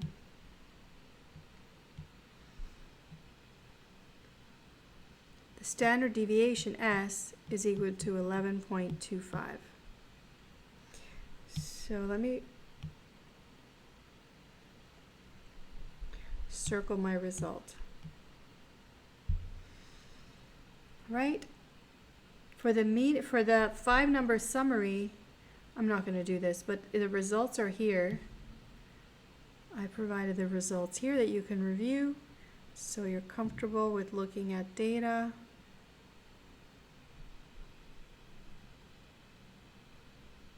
So I'm just going to talk about this and finish this off. So this is the shape for Ruth was symmetric. The mean was 43.93. The spread, I mentioned some other things. I calculated the range as 38 by taking the maximum value minus the minimum value. And the sample standard deviation was 11.25. Okay, and then there's 2 more things, right? Because the 5 features involve 2 more things. The 4th thing I will mention is if there are any gaps or outliers, and there are none, right? For Ruth, it's very tight. There's no gaps in the distribution, and there's no extreme values. Everything's very close together, very predictable. And the last thing to mention, the 5th thing, is to mention if there's a peak. And in fact, there's a single unimodal peak between 45. Oh, well, I said 45 and 49, but for this one, it's actually it's 40 to 49. Let me correct that. These are the results of drawing it a little bit differently. And then for Maris, shape was right skewed. The median we calculated as 24.5, or you can round that to 25. The spread we say is flat. We can show the range and calculate the range and then present the 5-number summary. The 5-number summary, we got the median, we already did that. This is the minimum value and this is the maximum value, and we already got that. To find the other 2, you divide the data in half, and the median, like halfway through the first half, is the first quarter, and halfway through the second half is the third quarter. I'm never going to ask you to do that in this class, but that's how those are calculated, and it's really not a big deal to worry about that. The gaps, there is a gap, and you should mention it if you ever reported on data like this. And then I teach how to calculate outliers, which it's not so relevant in this class. This is just a review. And then I make a conclusion about this data after mentioning the peaks. And there's no real peak, it's really flat. Nothing really to report. You can say something, you should comment at this point on the outliers, that the 61 appears to be an outlier, and I do this test to measure it. Again, you're not going to see that in this class, but this is what you would do.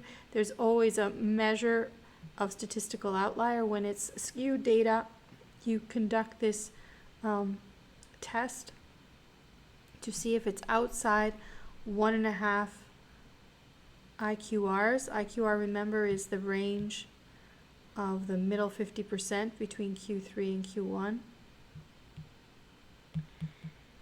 And it turns out that 61 is not a statistical outlier. But it is unusual, and it would be cause for concern that most of the observations are much lower than 61. So this would be probably something that this would have been worthy of investigating way back when, to see if the baseball player had been using steroids or some substance to enhance his performance, possibly. Or maybe he just had really a good year.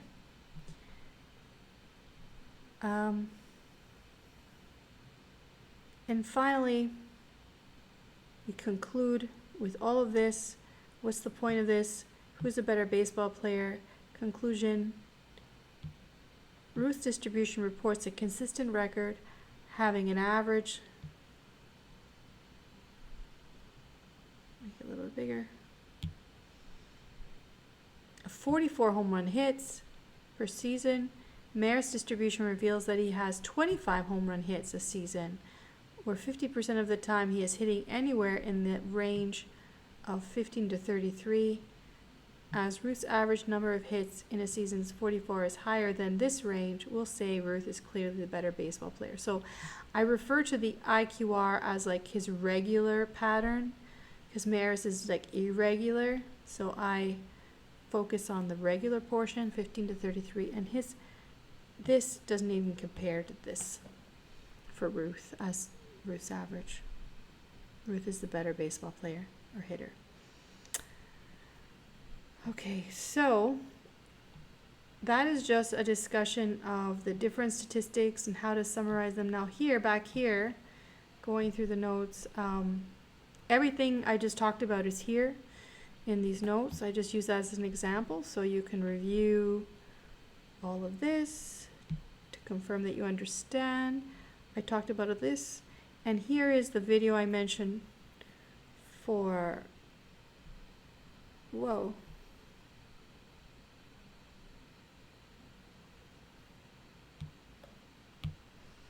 I make a list of where to, what videos to watch among my statistics videos.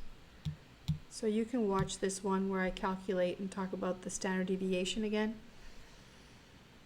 It's under Stats Longobardi playlist.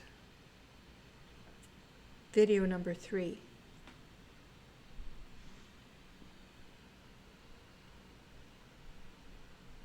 And I provide a data set and you work through it and make the interpretation.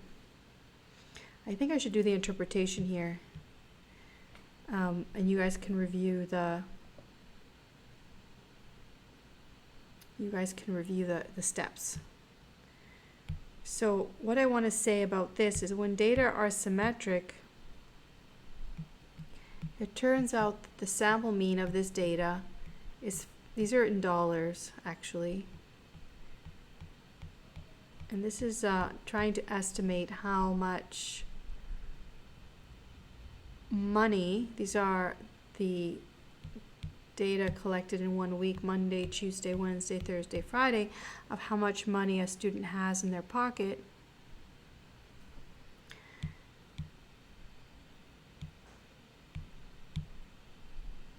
And I want to estimate on, predict what they'd have in their pocket on any given day, just using that 1 week of data.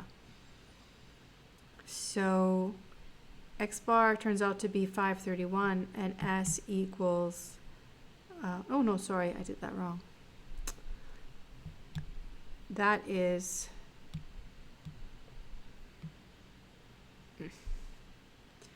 that is the standard deviation.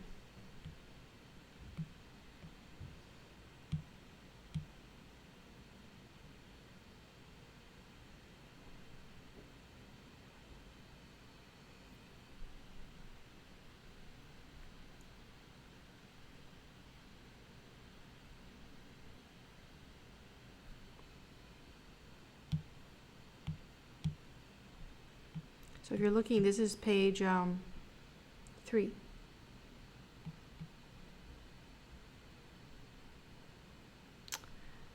My goodness, I'm trying to get through this. So X bar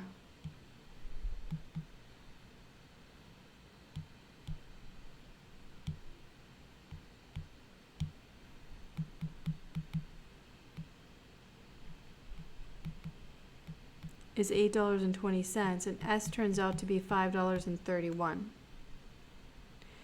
What did I assume?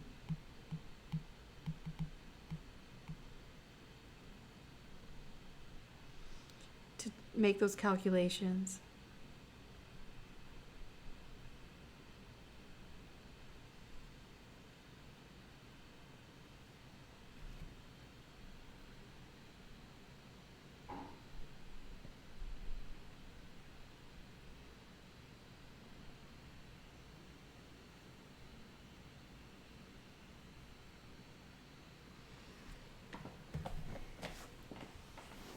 Yes, Mario, you need to know statistics. You need to know statistics to interpret the results. There's just some basic stuff you need to know. So you need to assume here, you need to assume that spending, or that the distribution is symmetric.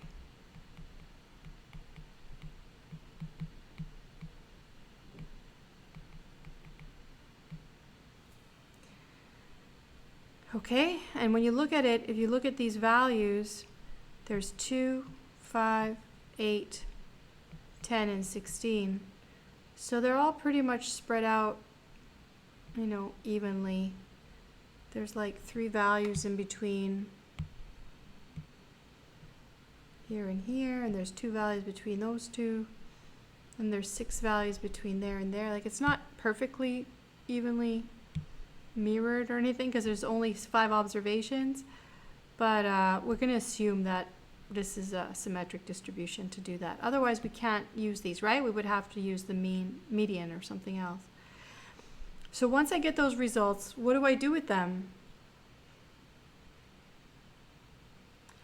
What do I do with the mean and standard deviation? What do they say? Very good, Mario. So how do I conclude? What does this tell me?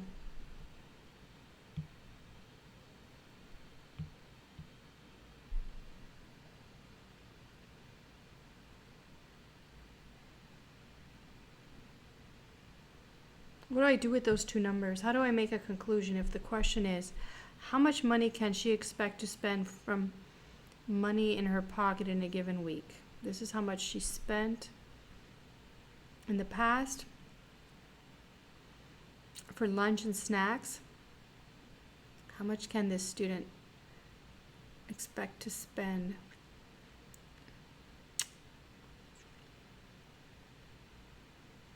each day? And then we can estimate for the week.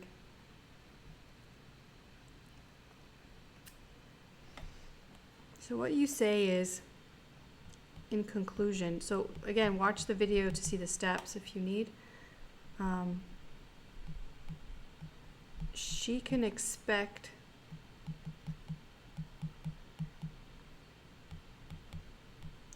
to spend $8.20 on an average day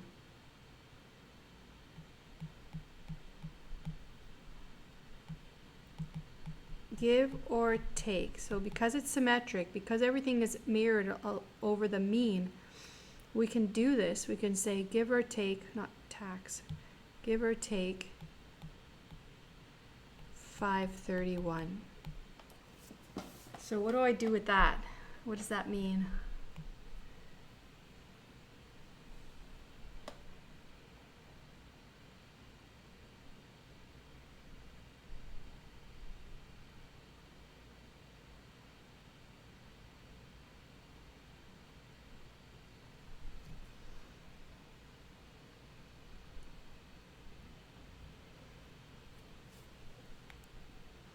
What is $8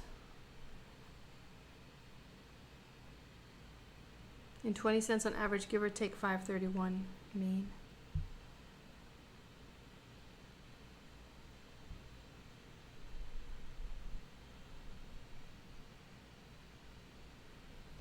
So it means $8.20 plus or minus 531. So give or take, it creates a range. You see, this is what I'm talking about. So the smaller the standard deviation, the smaller the range. The bigger the standard deviation, the bigger the range. And this is how you use it. So most of the time, this is how we interpret.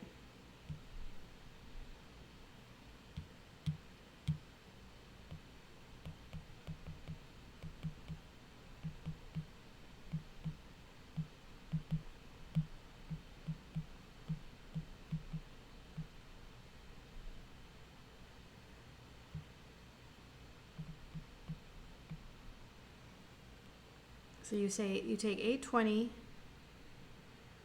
minus 531, which is 289, and then you add 820 to 531, which is 1351. So most of the time, that's how we interpret one standard deviation. So what we did was, this was X bar plus or minus one standard deviation. Most of the time she will have between 289 to 1351 to spend. That's what we do with those numbers.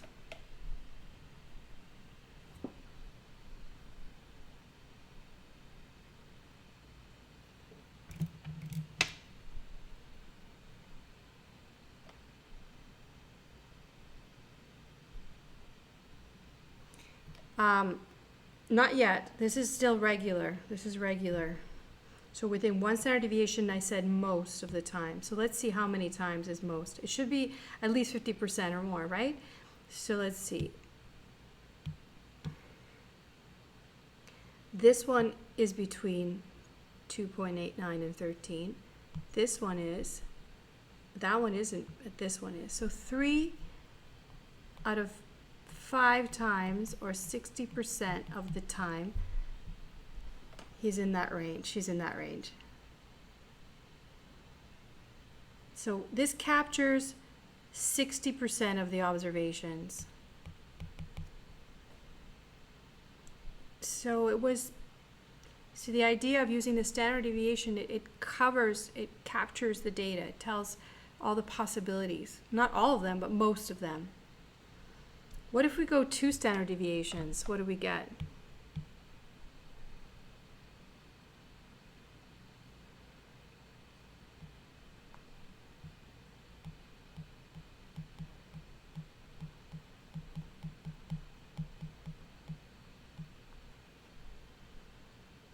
What do you get? And how many observations fall in that group? That interval.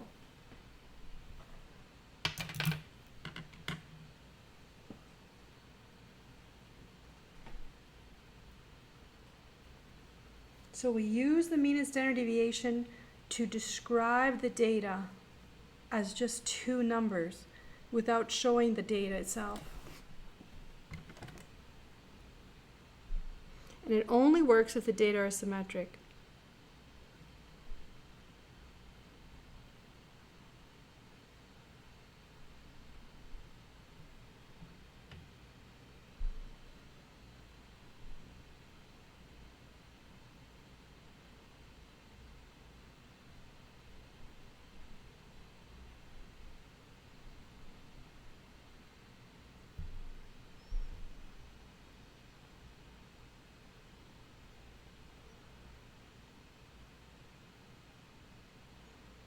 So that's going to be 820 plus or minus 2 times 531.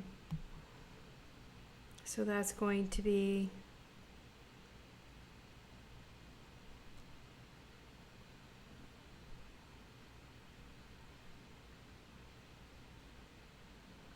820 plus or minus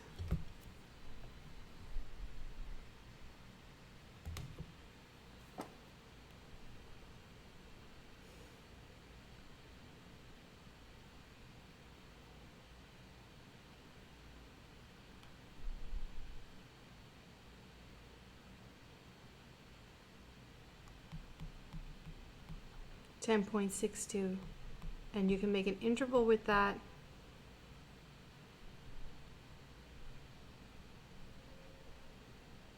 And it'll go down to negative 2.42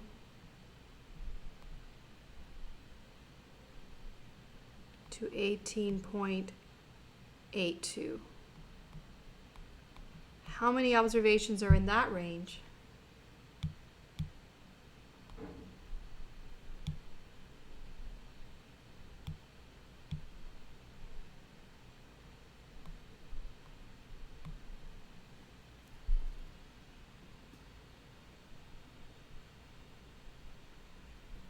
How many observations fall in that range?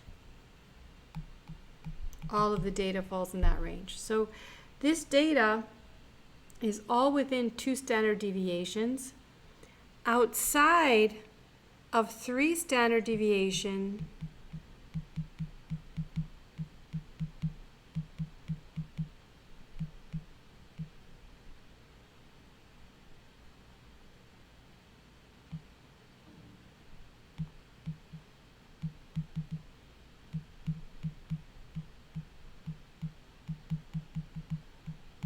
we would refer to an observation outside 3 standard deviations for a symmetric distribution to be an outlier, an extreme value worthy of investigation, or something significant to report. Okay? Something investigating in terms of maybe it was calculated or measured or reported wrong. Or maybe there's something unique going on with that value that is worthy of looking into. But you don't want to drop outlier or extreme observations. They might be telling you a story that you need to include in your report, any kind of reporting on the variable. Okay, so for symmetric distributions, that's how it works.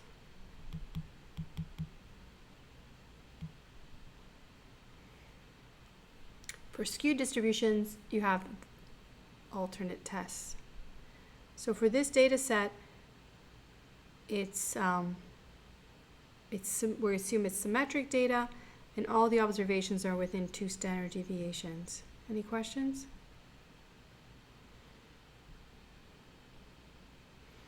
I'll work it all out here on the next page.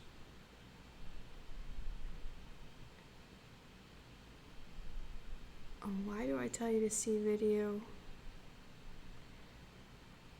Let me see here.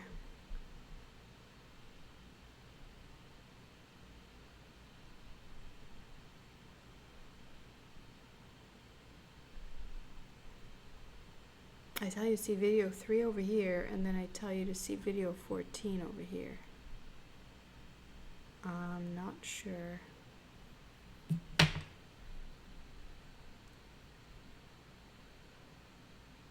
I'm going to check.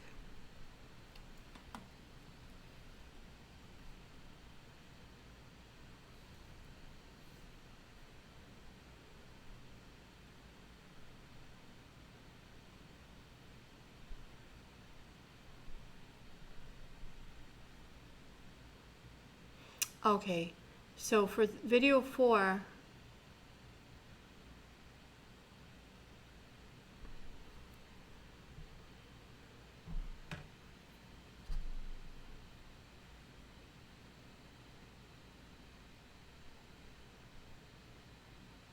I'm just making sure.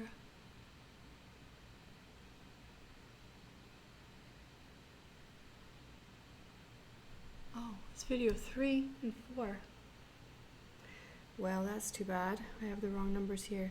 So this is video, you should see videos 3 and 4 for this.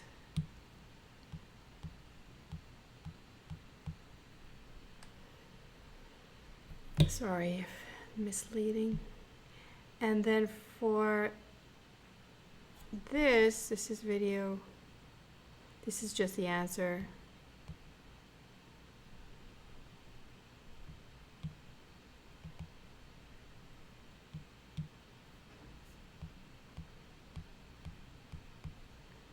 Video 14 is actually this one. 11, 12, 13, and 14.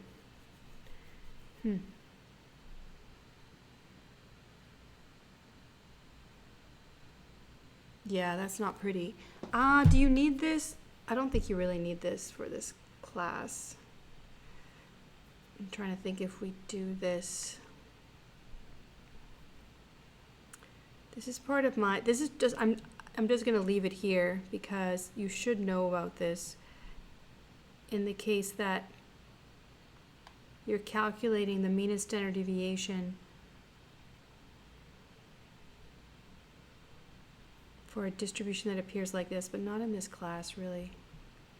This is called the weighted mean, the weighted standard deviation.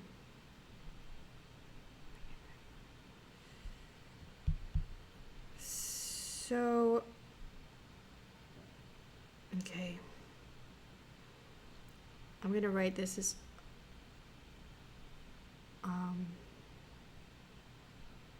this is for review only.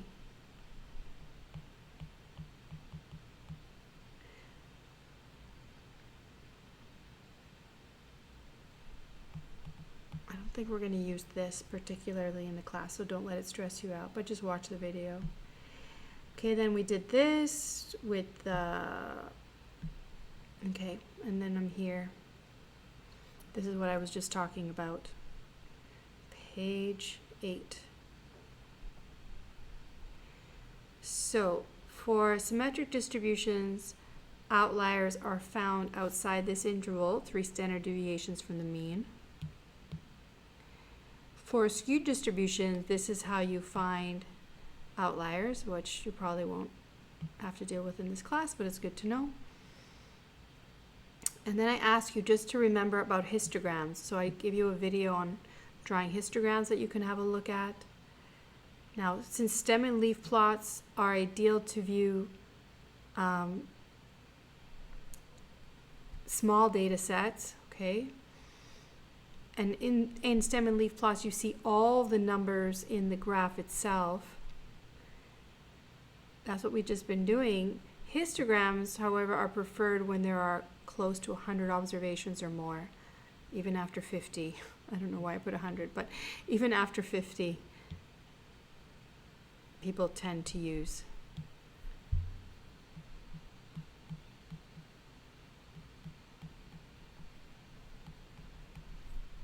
histograms. I demonstrate how you make a histogram and the difference between frequency and relative frequency histograms, that they look the same in that their 5-number summary would be the same, but it is a convention for us to use relative frequency histograms. As I mentioned, statistics is about averages and relative measures. We like relative frequency histograms. What is the difference between the two? Okay, let me do that right now.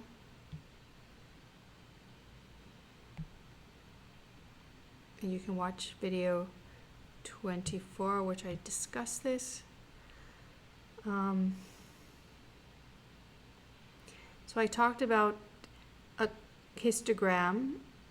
Well, I can discuss a histogram just like I do a stem and leaf plot, putting it on its horizontal axis and then smoothing it out as though I have all the observations. I believe it's going to look like this based on the pattern of the bars or the classes. And in a relative frequency histogram,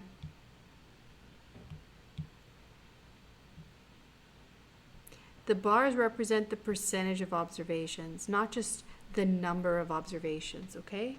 So that's the difference between frequency and relative frequency. Frequency histograms.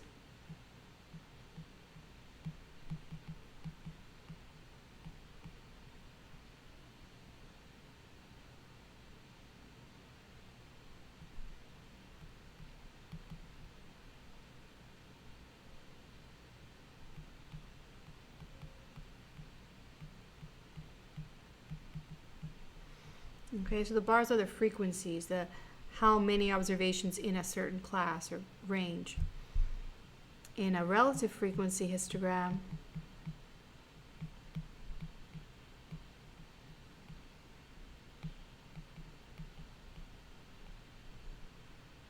the bars are percentage of observations. Not just the count, this is the number of observations. And they're related numbers. The only difference is when I look at a bar here, the height will tell me the percentage of observations, and the total under the curve as a result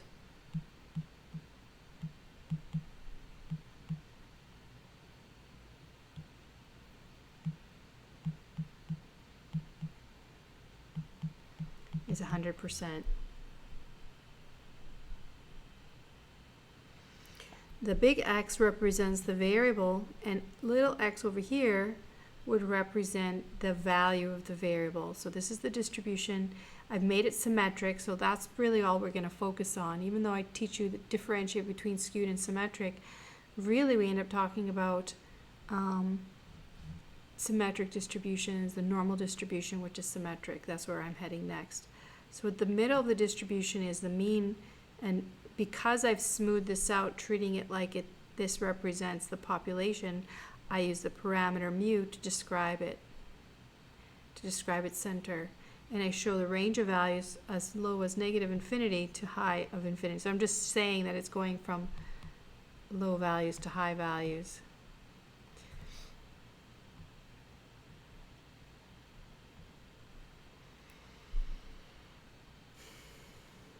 So right now this is just a symmetric density curve, and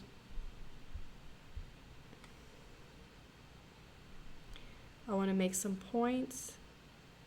The area under the density curve is 100%. And we refer to areas under the curve, as density. So, for instance, if I'm here, I could talk about the proportion, where P represents the proportion or the percentage, or because this represents all the possible outcomes, I could talk about this as the probability. Okay, the P means all the same thing. I could write P that the curve is smaller than, let's say I said this was a number, I'll just put a number there so it's easier, 64. I could ask you, what's the proportion of observations for the curve X that are less than 64? What would be your answer? Approximately, looking at this without any other information, just that I told you this is the population mean,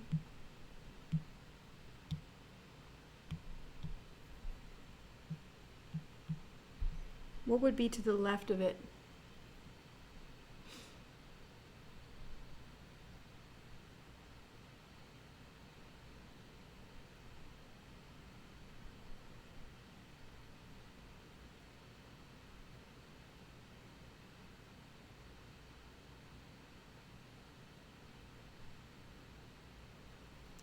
What is that going to be?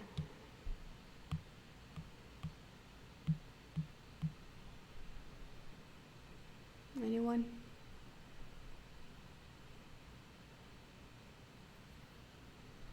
Okay, if you guys have to go, you guys go. I'm going to continue because I started a half hour late. I'm just going to keep going for half an hour so I can finish this. So come back and watch the rest later. Okay, I'm going to continue though. Bye, Mario.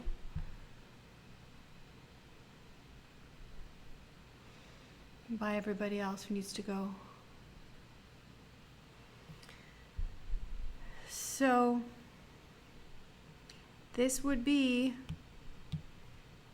50% because it's halfway, right? And it's a symmetric distribution, so the balancing point balances half of the data. With half of the data in density. So I can talk about area under the curve, but area at a point at one particular value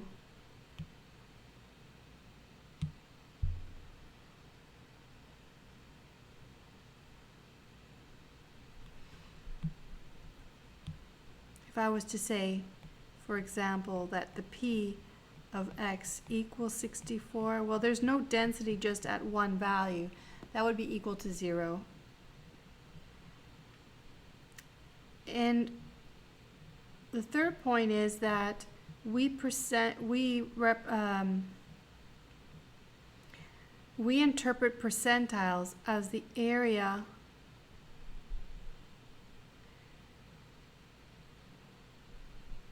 so we would take a position, so 64 would be, because it's the mean and the distribution is symmetric, it's also the median. That means that 50% of the observations are to the left of it. Similarly, I can go anywhere else and say if I wrote this out,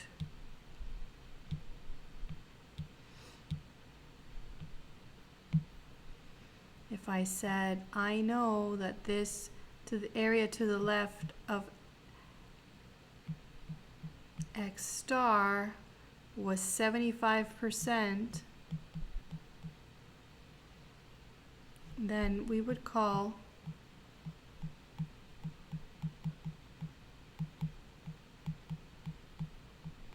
so that's what I just said. The area to the left of X star, so this is left under the curve, is equal to 75%, then we call X star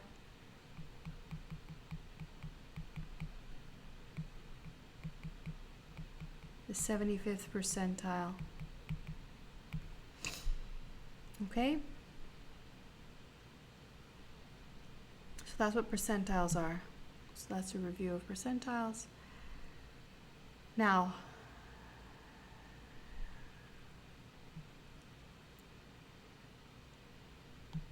if I take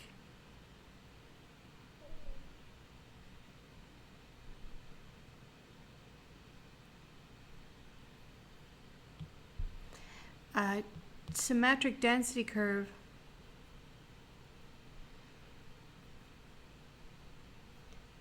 remember that I smooth it out and call it a density curve because I'm idealizing. I'm saying if we imagine we had all the information possible in the variable, then we believe this would be the overarching pattern of the data. Okay? That's when we're smoothing out the relative frequency histogram underneath. So when density curves are symmetric, we have a special name for the center of the distribution. We use mu, right? The Greek letter M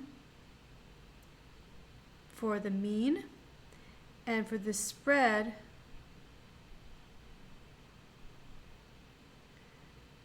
or the standard deviation, we use sigma, the Greek letter for S.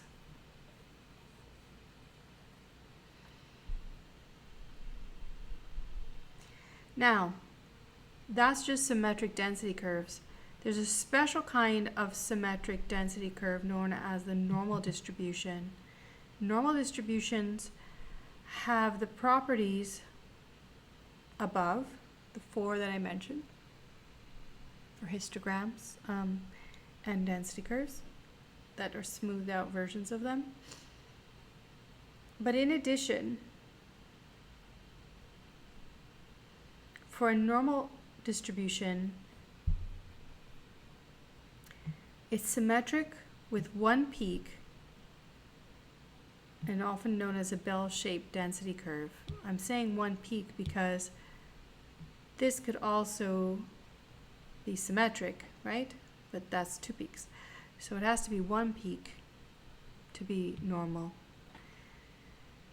So what's neat about the normal distribution? It has the four properties of density curves we've already mentioned.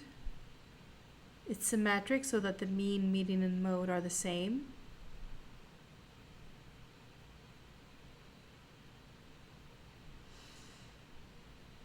If we actually had the data knowing or assuming it's normal, we could calculate the mean and we could rename it mu. Similarly, we could calculate the sample standard deviation and rename it sigma. And we can express that the distribution is normal, and then certain properties apply to it. Specific properties. We write X is distributed normal. This thing means, this tilde sign means distributed.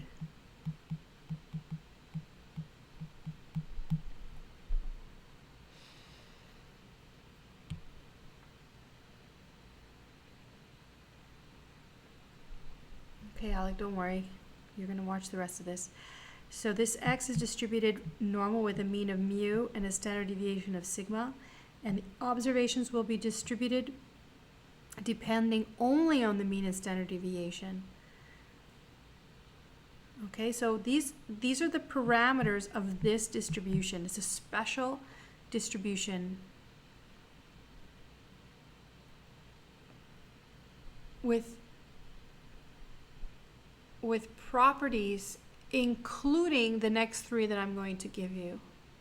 So this is just part of what the normal distribution demonstrates or possesses, these properties. That within one standard deviation of the mean, you will find 68% of the data or observations possible.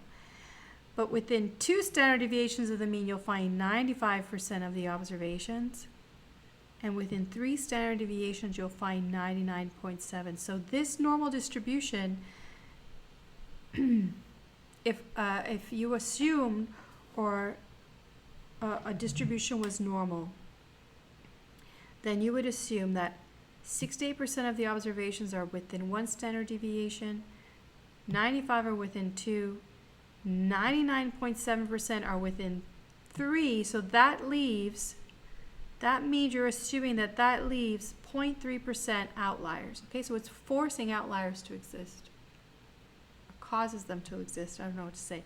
But that's how it's created. Okay, so this is a distribution that's used a lot in estimation, and this is how it was created.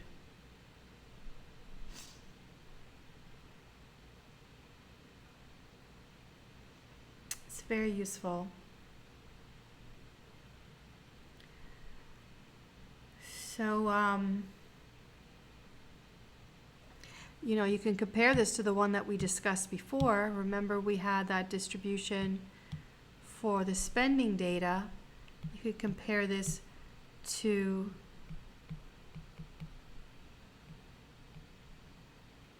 the spending data where we had within one standard deviation, we found 60% of the observations, and within two standard deviations, we found 100%. So we're pretty comfortable to say that the spending data, and let me write that better.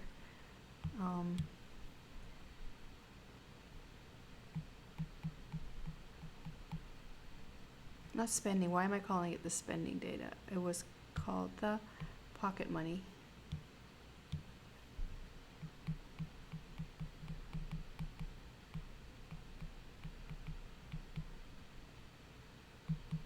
I'm going to say recall the pocket money.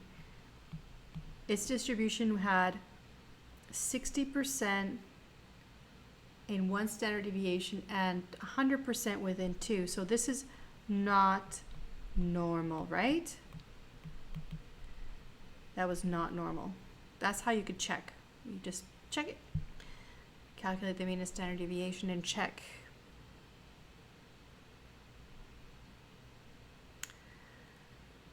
So there's a special, so we talked about symmetric distributions, distinct from skewed. And then from the symmetric distributions, I showed you what a normal distribution is.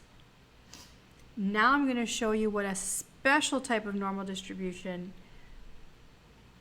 is like. This is a special one because it relates in a really neat way all of the normal distributions. It's called the standard normal distribution. It has a special name, not an X. I don't use X for it. I use Z. And I say Z is distributed normal, but it has a particular mean and a particular standard deviation. The mean is centered at 0, and the standard deviation is 1.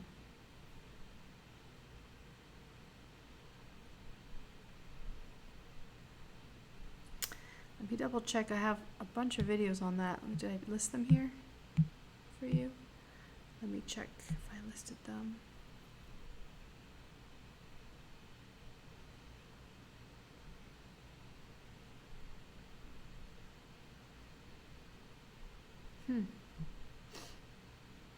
Okay, let me list them for you before I get into the scatter plots. You can watch, if you want,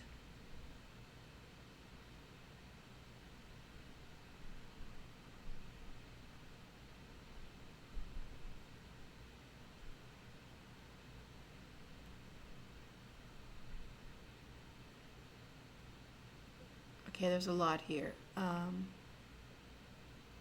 Well, for the standard normal, I'll just say video 30, 29 and 30. You can watch them all, but you probably have better things to do, right? So you could see video 29 and video 30. Again, these are all in the Stats Longobardi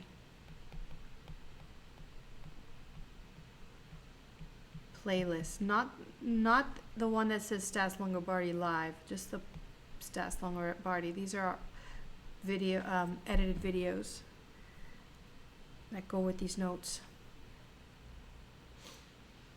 Okay, so what about the standard normal distribution?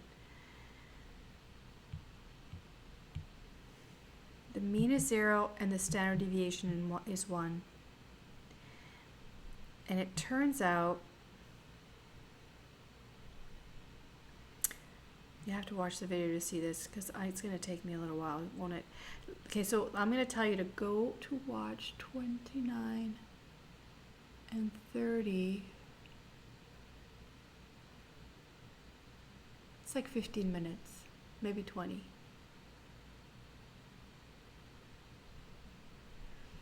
Okay, so let me show you something.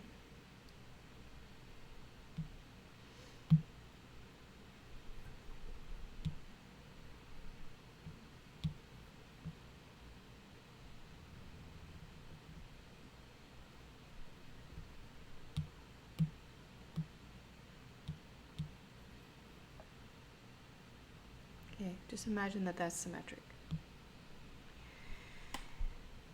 And that's the mean.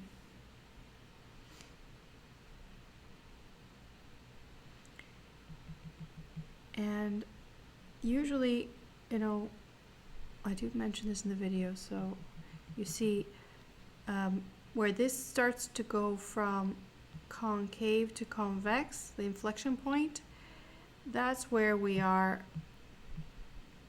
one standard deviation away. Okay, so that should be even. So this should be in here, all the bars inside or under the curve should add up to 68% of all the observations. And then an equal distance away, I should be able to find if if this was normal, between here and here, that should make 95%. That should comprise 95% of all the observations. And there's still some more. Should be still some more out here. Out here, another equidistant move away.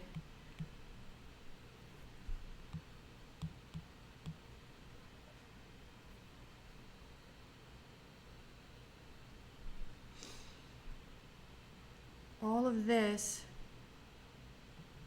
that doesn't cover all of the data, all the possible outcomes. There's still out here 0.15%, and because it's symmetric, it's going to be the same over here, 0.15% of the observations still out there.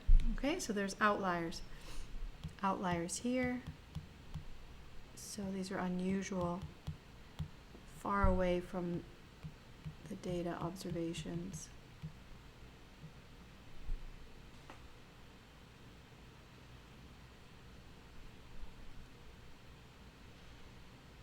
So if I put numbers on this, let's put some numbers. Let's stick with 64.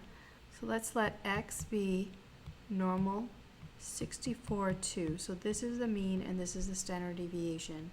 So I'm going to replace this now with numbers. So this would be 64. And then I'm going to go 2 each way. So I'm going to erase all these. And here. Need it bigger. No.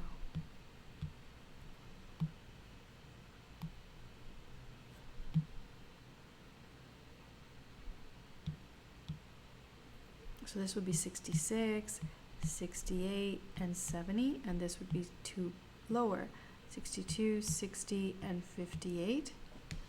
All right, so there's my normal distribution.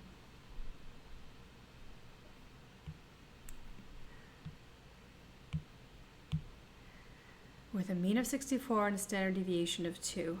Now there's other points in here, there's other values in here, but these are just outlining the broader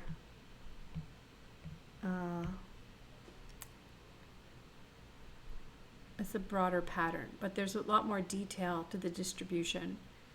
Okay, that comprises this pattern. And you can get those results in Excel or an output if you're interested. If you know something about a distribution like heights or weights in the natural world, or stock returns are known to be normally distributed, but not just a stock, but a composite of stock, or the S&P 500 or the Dow Jones Industrial Average, these indices of many stocks representing a portfolio of stocks, a balanced portfolio of stock, or a diversified portfolio of stocks. Those have a normal distribution of their returns, so percentage returns for every dollar invested. So it's not it's used a lot. The normal distribution is used a lot. Now, what about the standard normal? Standard normal, so I'm going to leave this up. I'm just going to erase these.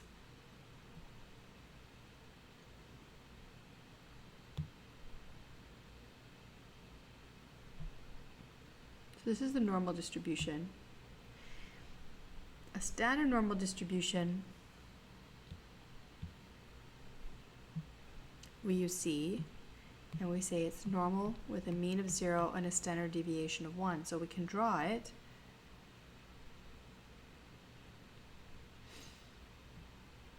Now the thing about normal distributions is I'm not going to be able to do this to scale, so but it should be more like that. that. So it's going to be 0. This is much smaller, but you know, I'm not going to make it so small you're not going to be able to read it.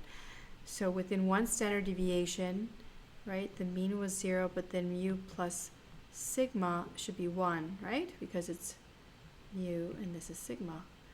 And then mu plus 2 sigma should be just 2. And then mu plus 3 sigma should be just 3. You see that? Because mean plus 2 standard deviations, 3 standard deviation, and then minus 1, that's mu minus sigma. And then mu minus 2 sigma would be minus 2. And then mu minus 3 sigma is minus 3. So what is the beauty of this? Why do we use the standard normal distribution? Well, this still has the property that 68% are within one standard deviation. But notice where I am along the curve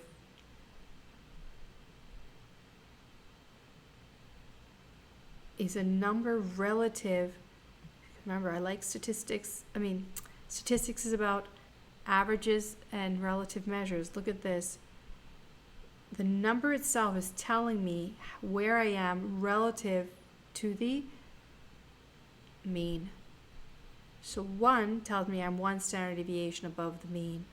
Minus 1 tells me I'm minus 1 standard deviation below the, I'm 1 standard deviation below the mean. Minus 2 tells me I'm 2 standard deviations below the mean. Minus 3 tells me I'm 3 standard deviations below the mean. The value tells me the position I am relative to the mean. Now, over here, in this distribution, it's not exactly like that. If I say 66, you know, you have to think about it, or you have to visualize or see that I'm 1 standard deviation from the mean, right? The number itself doesn't tell me that. So anyway, just to remind you, that's why we use the standard normal.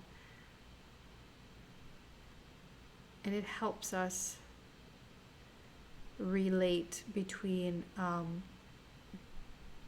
different normal distributions. Anyway, it helps us a lot. So I gave you a question here about, okay, so how we relate between the two distributions,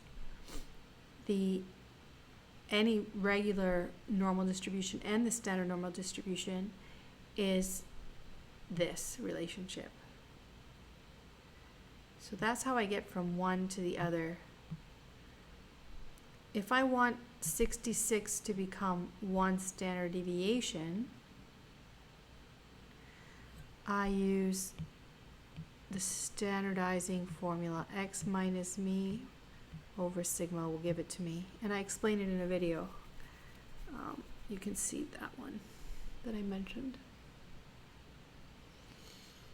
So notice, if I use 66, if I take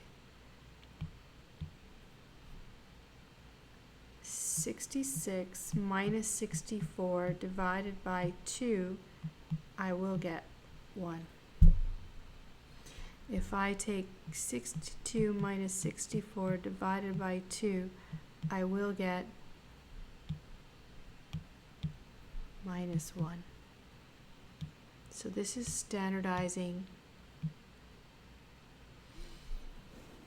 That's the relationship between the two. Now, Z is really important. You'll see it a lot in the output. You see Z and you see T's. The Z distribution is common. So we can use standardization to compare different distributions that are both normal. So they're normal, but they have different mean and standard deviations. So for instance, if I want to compare these two distributions, these two people from two different distributions. So Michael Jordan is a basketball player, but he's a man. And Rebecca Lobo is a basketball player, but she's a woman. How do I comment on who is relatively taller? I standardize. So I convert. Basically, I'm converting from inches into standard deviations from the mean.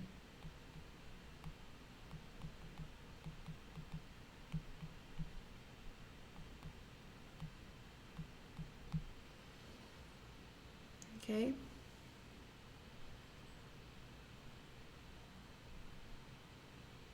So I'm going to do that quickly. If I do that here,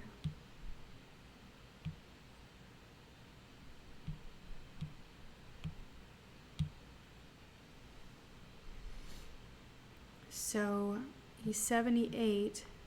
No.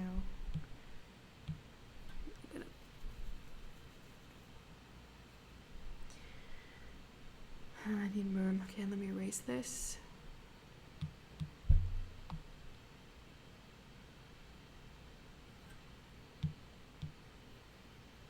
So I'm going to say the Z for Michael Jordan is, you take the 78 and you standardize it, minus 69 over 2.8. And the Z for Rebecca Lobo is her 76 inches minus 63 divided by 2.5. And when you calculate that,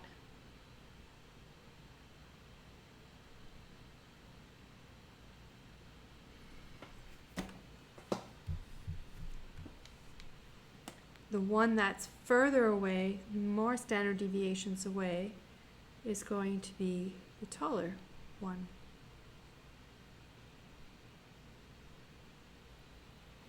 So he's 3.2 and she is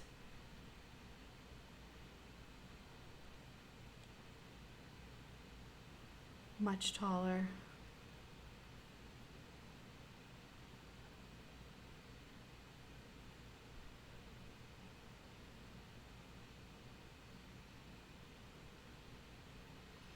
I think 63.6. And then this is 4.9. So she is relatively, for her gender, she's taller. She's an outlier. Well, they're both outliers, but she's by far the greater outlier of the two. Okay, and then I have another question here.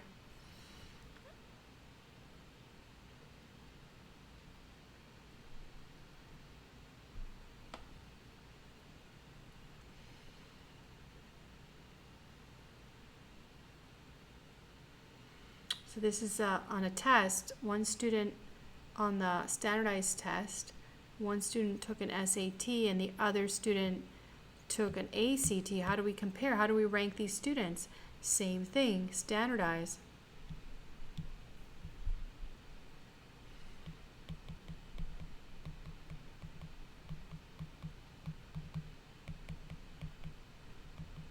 In the same way.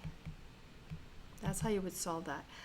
All right, what I want to do is then refer you to these videos on scatter plots.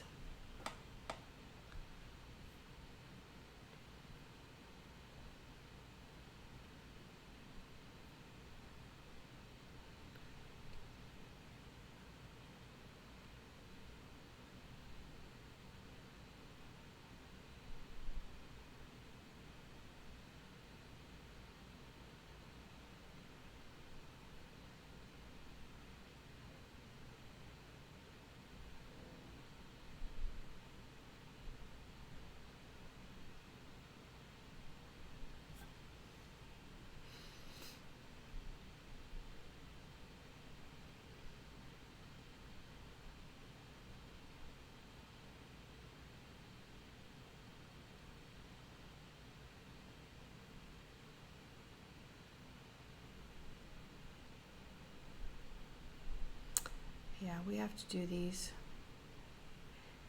let me tell you to watch.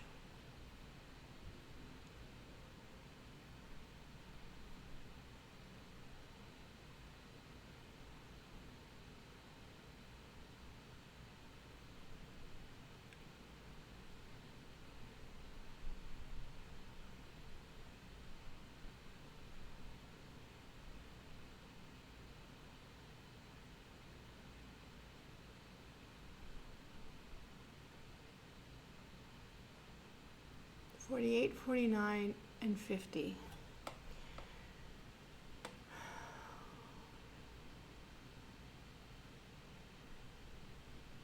Okay, that's what I told you here. On page 15.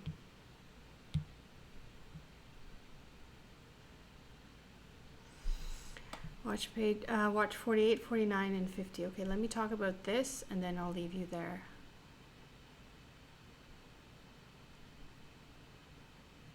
So everything so far, all I talked about was one variable, looking at one variable, how we depict one variable in a graph, and then how we summarize the graph, what statistics we use, and then I introduced the normal distribution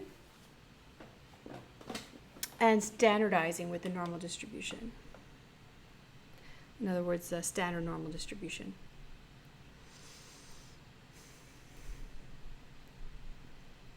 What if you have two variables? What do you do if you have two variables?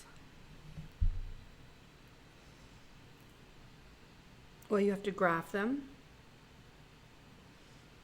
and also calculate statistics to answer questions about them. So for instance, I gave you some data later on. We can just use that data.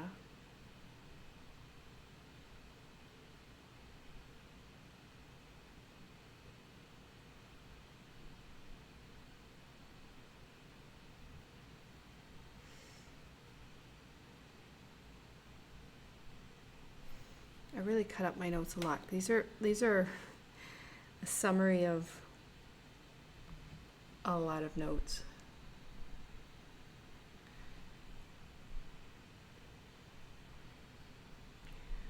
Okay, let's say I have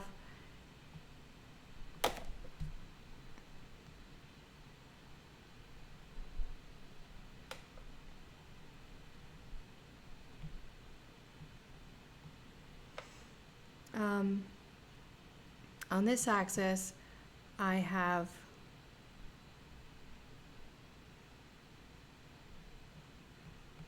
the number of cups of milk that a child drinks, and on this axis I have their height of the child in inches. So usually I give the students some data and then they have to plot it with X and Y. So they plot the data, let's say it goes like that. Now you should look, this is called a scatter plot. So that's my depiction of the observations in 2 dimensions. So the data come as you know, an X and Y coordinate or as points.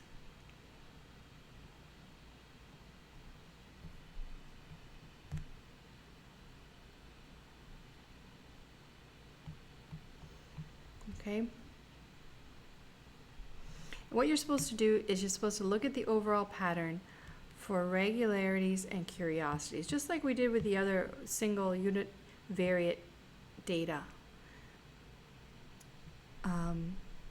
So you look for regularities and then curiosities, which are deviations from the broader pattern. And it looks like there's a pattern here. As X gets higher, Y also gets higher. So that's important to note. So we want to comment, we want to describe that overall pattern by its form. Is it linear or non-linear? Is there a pattern, first of all? Well, yes, it looks like when x goes up, y goes up. And you want to talk about how strong that is. So when x goes up, y goes up, that's a linear pattern, okay? It's a linear trend. So we will comment on this. We'll say this is linear. We can say that's moderate relationship. And then we want to comment on this, the direction. So moderate refers to the strength of the relationship. To be perfect would be on a perfect line. In this case, they're kind of scattered around an upward trend line. You know, if I was to put a line through the dots in a way so that the line passes closest to all the dots, that would be what that green line is. That's the least squares prediction line. But for now, before I even get there, I want to comment that this is linear, this is moderate in its strength and closeness to the line, the points and their fit to the line. And I want to comment on the direction that it's positive. Okay? And I see positive.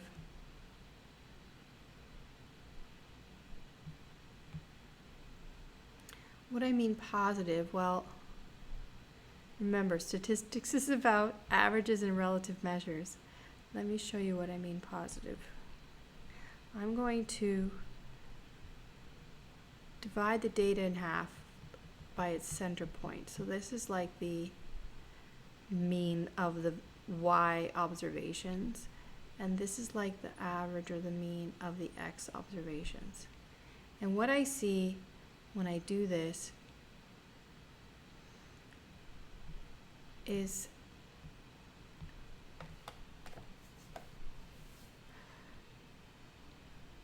by dividing the data into groups, I can look at how the groups behave. So when x is high above the mean of x, maybe I should do a different color, because that's, let me do another color.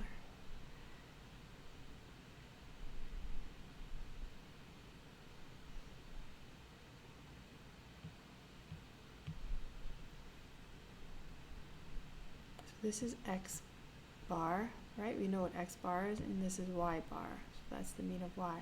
So when x is high, when the values of x are in the high area above the mean, I've divided the data in half this way and half in the vertical, making 4 quadrants. When x is high, y is mostly high, right? There's a few that aren't, but it's mostly high.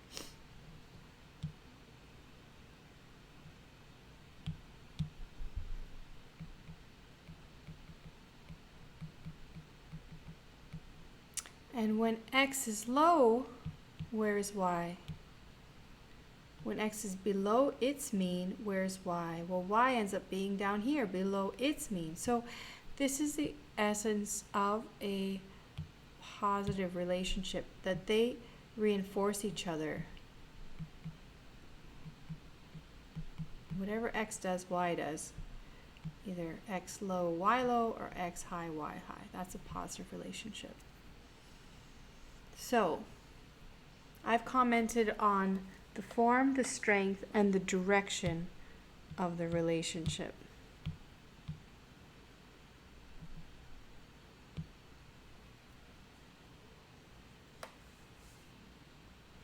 Now, since the relationship appears to be linear, we can use the tools developed in statistics courses to calculate the correlation coefficient R and use it for estimation and prediction purposes. And that's where we're headed. But I need to spend a moment talking about other kinds of relationships or no relationship at all. You could have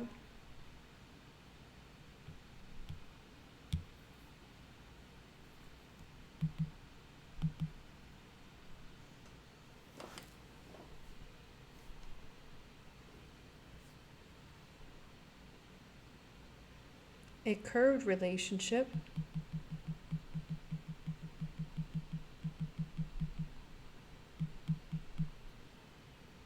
Now that's still a relationship. And I'm going to show you how to model that, okay? That's also a relationship, but it's not a linear. We'll call it a non-linear relationship. So you have to make an adjustment in order to use the tools, the statistics tools, to model that. Then there's also the clustered relationship.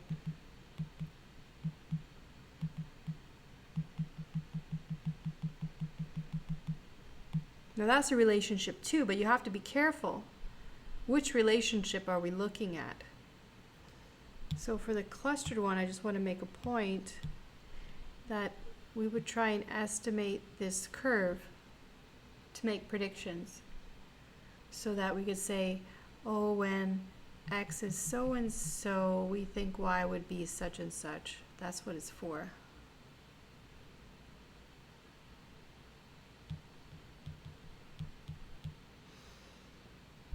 But in this case, if we were to use this line as an estimate of all the observations, that would be really bad, right? Especially when there's actually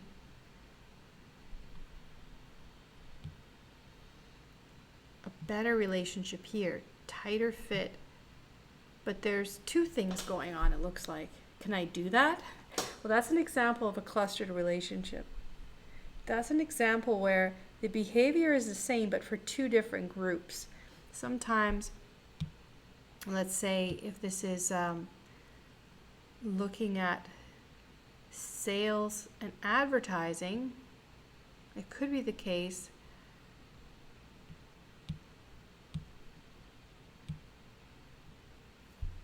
so let's say this is dollar sales on this axis, and this is dollars spent on advertising.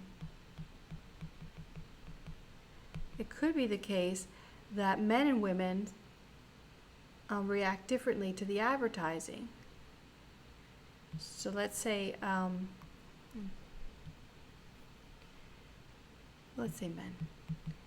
Let's say men watch more advertising, a little bit more, and because they're a little bit more over here, right, than women.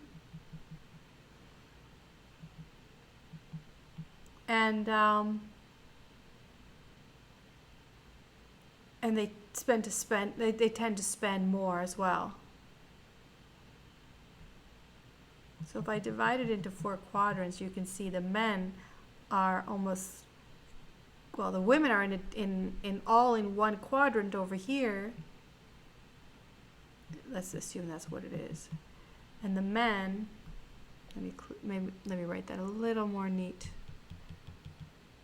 Okay, so women. Okay, so the women are all in this quadrant all by themselves, and men are separated over here. So that could happen. Now you have to be careful. This is exactly and precisely why you need to graph before you do any analysis, okay? Output won't divide data for you like this. You would have to program it in a way, program your software to split up the data first so you can get these two groups separated, and then visualize two different relationships going on. The result is the same, that the more advertising dollars spent, the less the sales. So advertising is like a turnoff. People don't like the advertising, or more spend is just saturates, and people are not interested in the product anymore. It doesn't have that novelty sense. And it happens in women and men, but men are less, well, men watch more advertising, that's all it's showing. And buy more, or spend more. Okay, so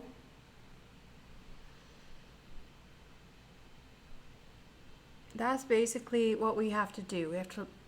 We have to plot a scatter plot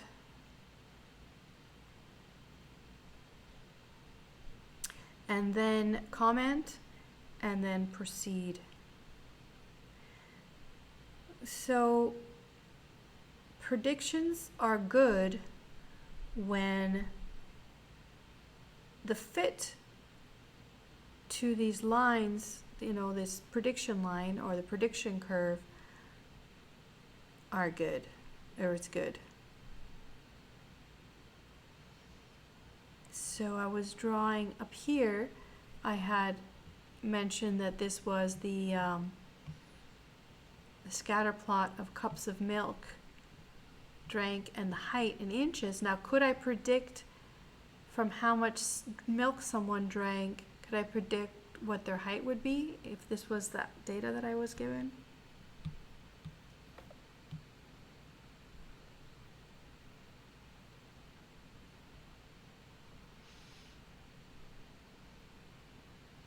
Looks like I should be able to accept within a reasonable range of values, okay? Clearly, it shouldn't matter if I drink like so much milk, it's still not going to if a child drinks 3 times as much as the average child drinks in milk, presumably he can't affect his height. That linear equation will not apply outside this range, most likely, okay? And probably there's other factors that influence height than just milk, but milk must have an effect, and that's what we're trying to capture. What is the effect of milk? If the data was like this, it looks like cups of milk could help us predict height. Okay, but in reality, yeah, there's variation, you see, because there's other factors that influence height than just milk.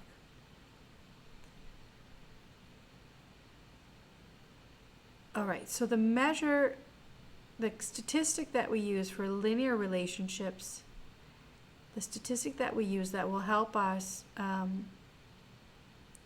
characterize the direction and strength of that linear relationship, provided it's between 2 quantitative variables, okay? The variables cannot be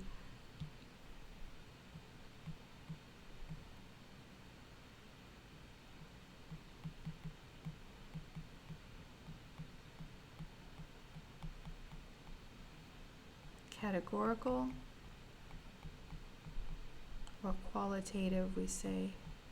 They have to be quantitative. So I'm warning you because I've seen people not realize that and make calculations or run statistics and for variables that they shouldn't be. So for instance, you couldn't have an X and a Y where X was gender. You couldn't have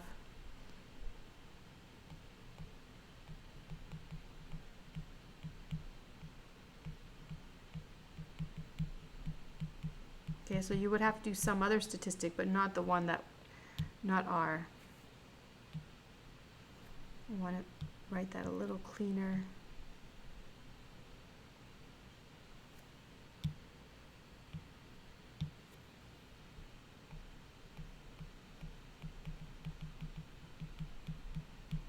So gender is not quantitative as an example. It's a categorical variable.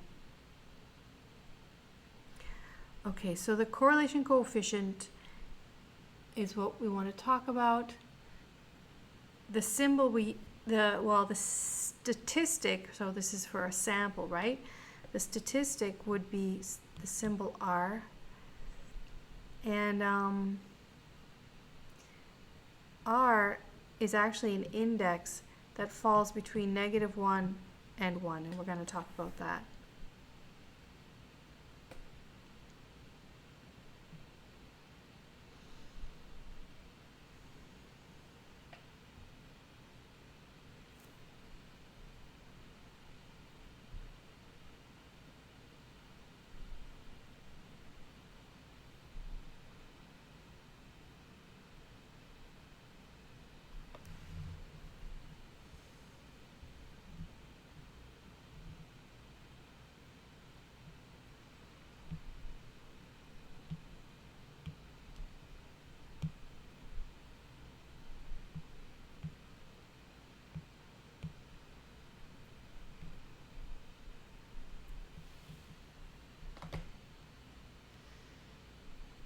So if this was X and Y, and that was the data, what would R be? So R captures the direction of this and the strength of a linear relationship between two quantitative variables. R would turn out to be virtually positive 1. Okay, so that's what that pattern tells me. So I don't even have to calculate anything, just looking at patterns right now. So what about for this one? What if it was like this? What would R be?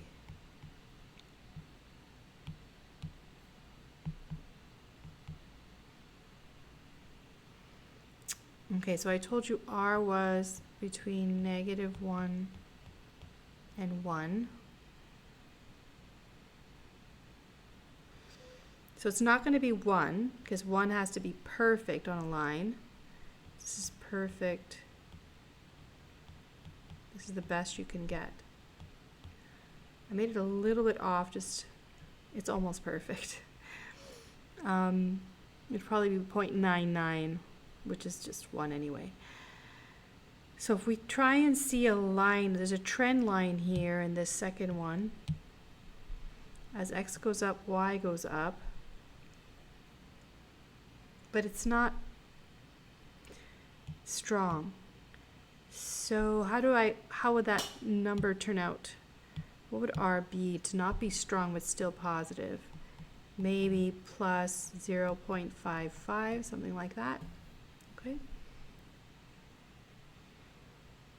And what if our relationship looked like this? What would R be? It's not a line, but there is a relationship there. I'm going to make it go all the way around.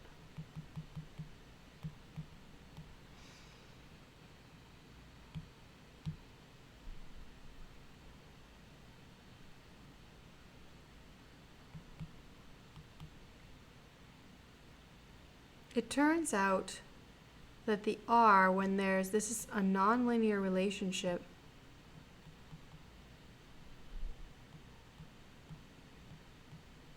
because there is a pattern.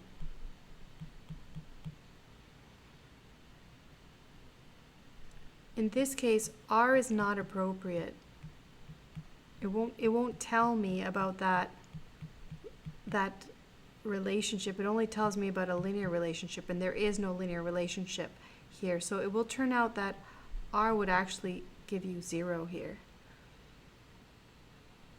And it's all about how R is calculated, which I'm going to talk about in a few minutes.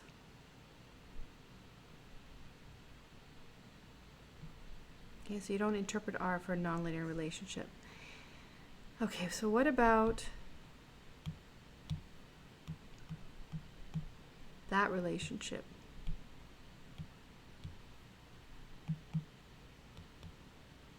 That relationship would be perfectly negative. Okay, so that R would be -1.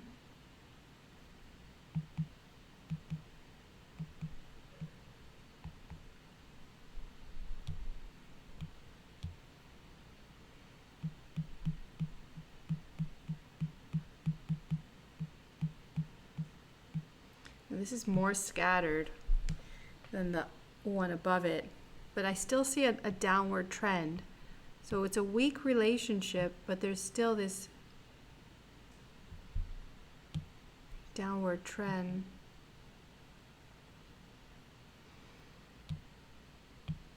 So maybe R would be like negative, it's closer and closer to 0, so negative 0. Let's say 0.1. That's really close, but negative 0.1. So it's still negative, but it's really close to 0. I'm going to put 1 here, there. Okay?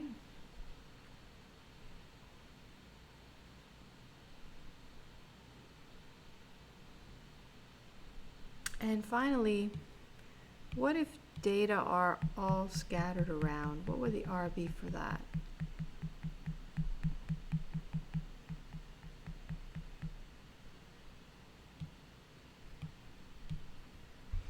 Well, R would be 0.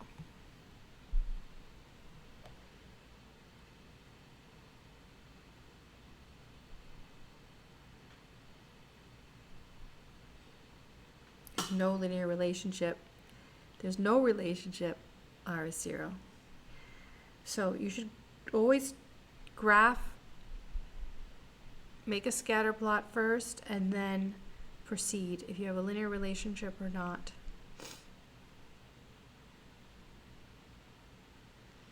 So what is R? R is computed with this formula. Let's look at this formula. Spend some time.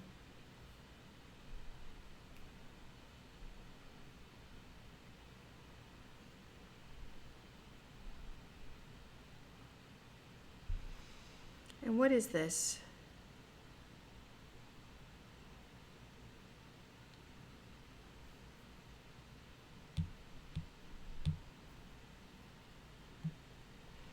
What do you recognize here?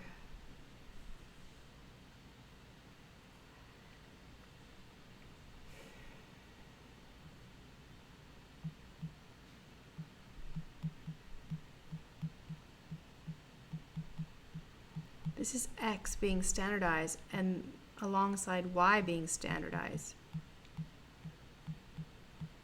So we're converting the value of X into its standard deviations from the mean.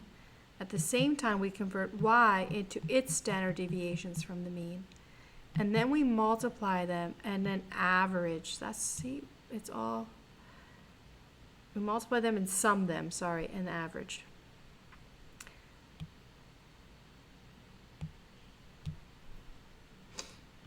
So, whenever you see this, you're supposed to say average in your head. So let's have a look at what's happening. The standardizing you guys get, I'm converting it to standard deviations from the mean.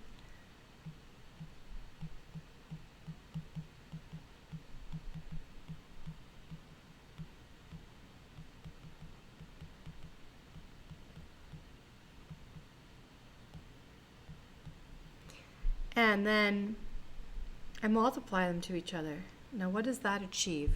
So now I'm going to go back to what I just showed you and make my point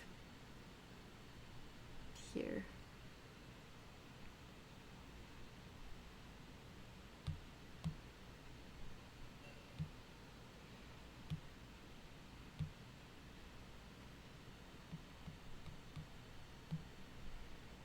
Okay, so here's my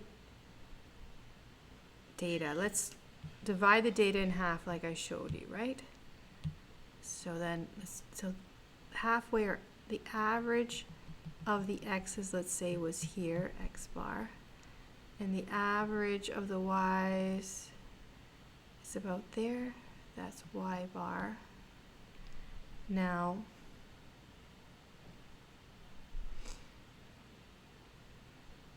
notice when x is above,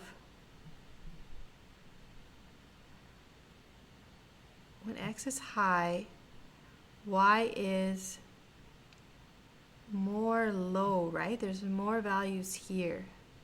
So that's the opposite.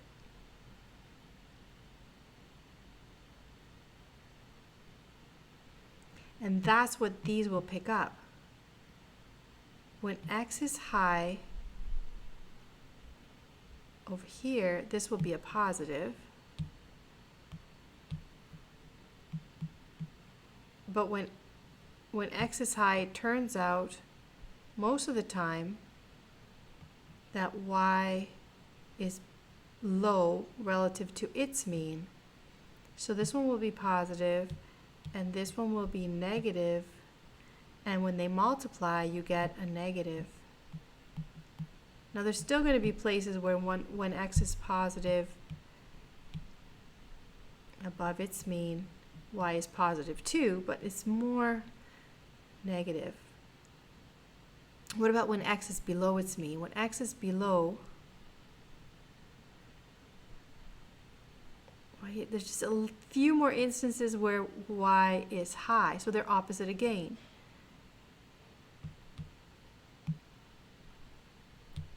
Now, it's not always the case, but when x is low, so it's below its mean, y is above its mean. So that's also going to contribute to negatives, but it's not always the case. But it's more negatives than positives. So that's why when you sum, you end up with a slightly negative value.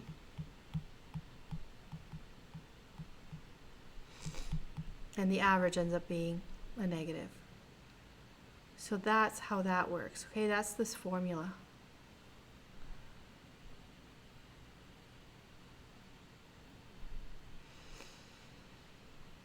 Okay, so think about that, rewind that as many times as you need to, and ask me if you still don't get it.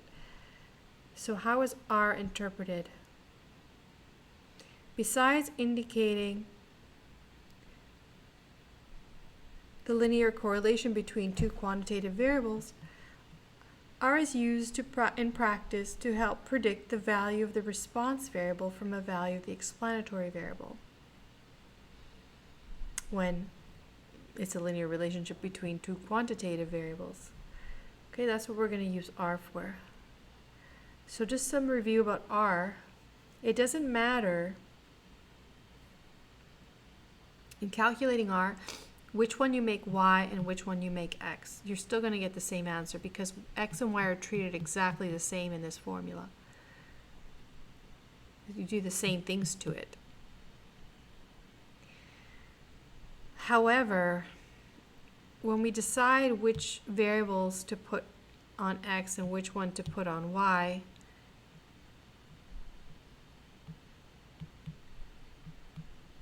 we like to insinuate that x influences or explains y. Okay, and we usually say y versus x. We write it like that, or y against x.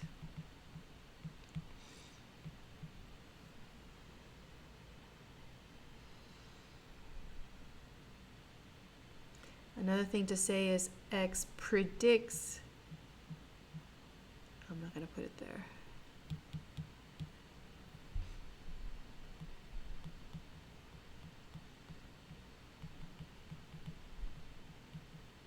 Now in that regard, we treat y as the response variable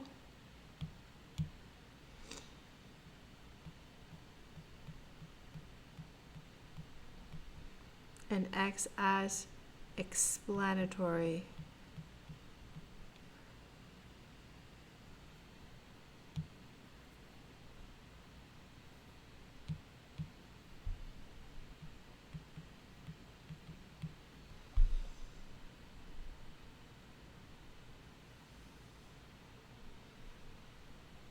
And you know, it's nice that they both say x. That's how I remember them. Explanatory x. Okay?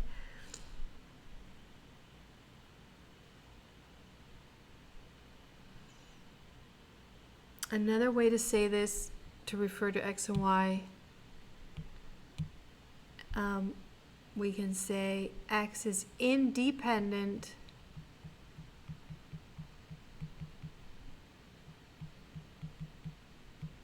and y is dependent on x, in other words.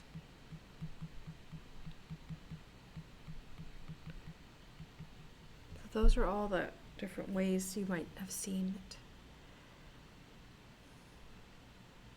Now we shouldn't be saying that x causes y unless we have some sort of experimental proof, but we are insinuating it in economics a lot, that x leads to y. We're trying to see to what extent x moves or motivates or influences y. So that's how we draw them. All right. Second point, variables must be quantitative. categorical variables cannot be analyzed by R. R has no unit of measure. Okay, it's an index. Notice why. Well, this is part of the formula for R, right? Now, this one is the one with units. N doesn't have any units. But in terms of calculating, let's say it was for advertising dollars, and so the example that I put about sales, so where Y for the example, where Y was dollar sales and X was dollars in advertising,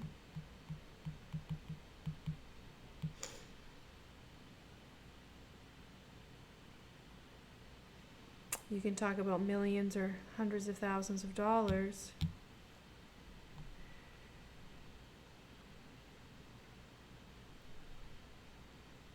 Over hundreds of thousands of dollars, right? Or millions of dollars for both of them. They cancel. The whole point is that this will cancel with that and leaves no units.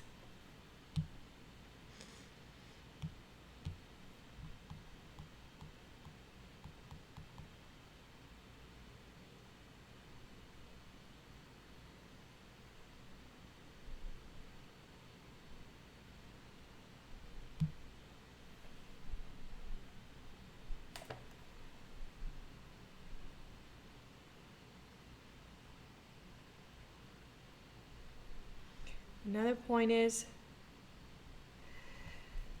regarding direction. If R is positive, two variables are positively associated when above average values of one tend to accompany above average values of the other, and below average values of one accompany below average values of the other. So we talked about that. Negative R is when two variables are two variables are negatively associated when above average values of one tend to accompany below average values of the other, so opposites, and vice versa. Okay, then strength, no relationship if R is 0, provided you've made your scatter plot already and found R the appropriate statistic because you see a line. Perfect positive relationship if R is equal to 1, and a perfect negative linear relationship is if R is equal to -1. Remember, R only measures the strength and direction of a linear relationship, not a curved or clustered relationship, no matter how close values fit this other pattern. Because R depends on both the mean and standard deviation,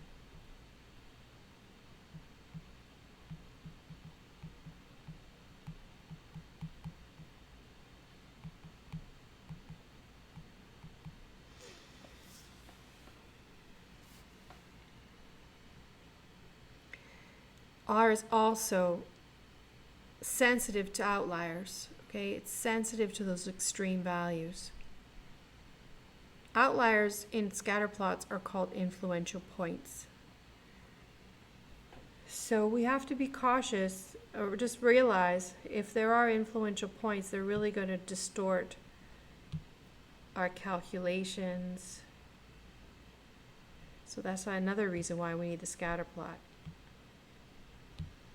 So let's say all of our data is doing this.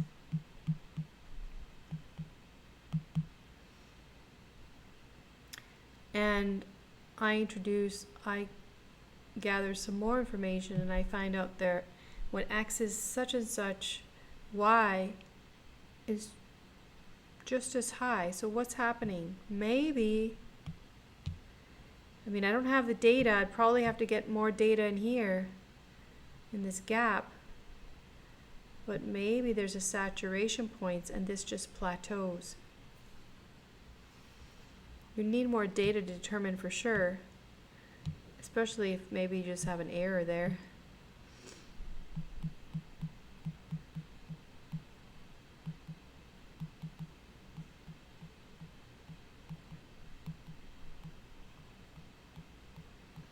So what's going to happen is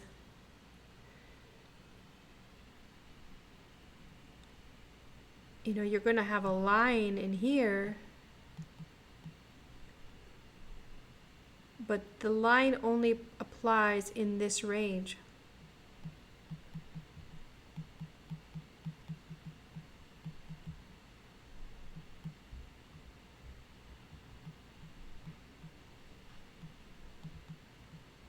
The line doesn't fit with this observation out here. So if you want to make predictions of what goes on in there,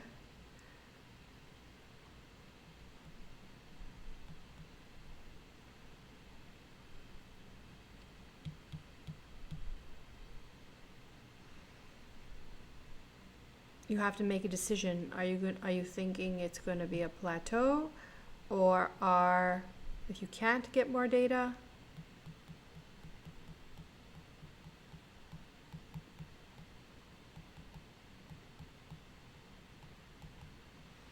you just can't use that line.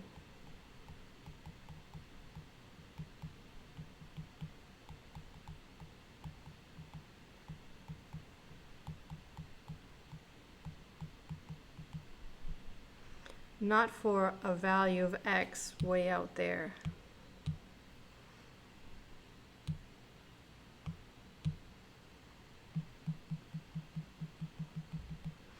If you try to predict for an X out here,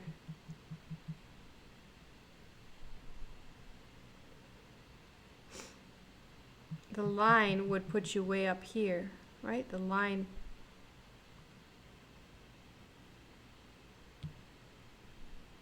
this line would continue going like this if you believed that it was, the relationship continued. That would be really far off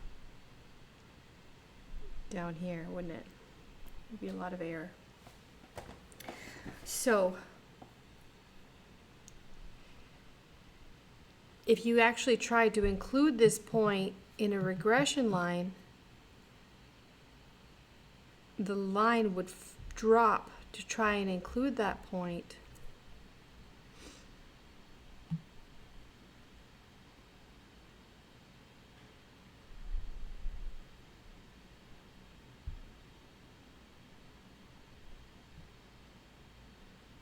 What just happened?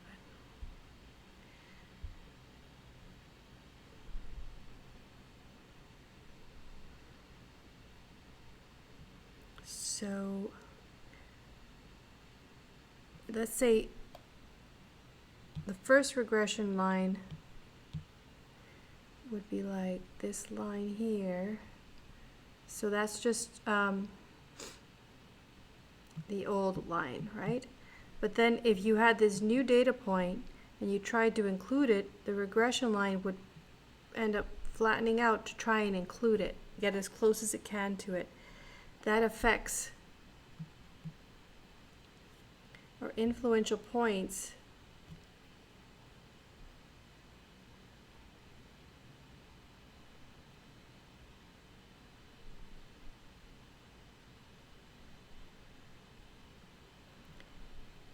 influential point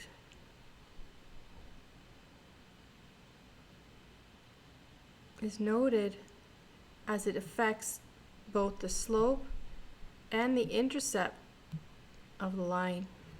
Okay?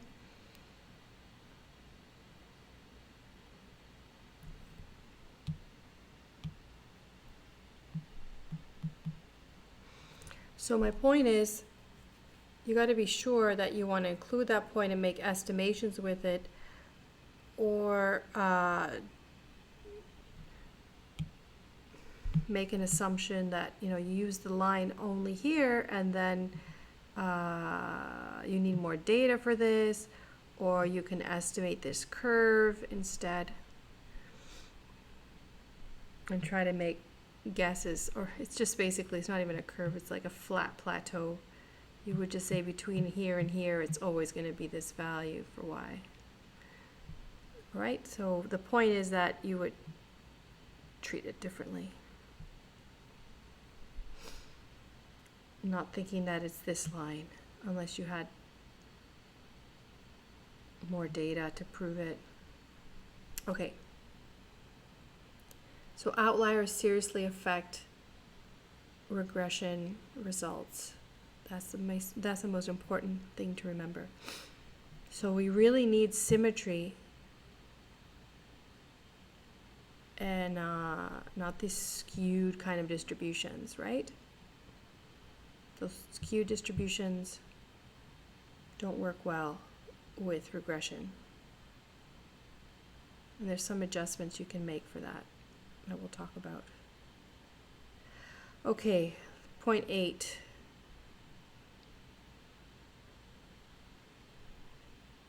When do I know that I have a relationship? This is interesting for two variables.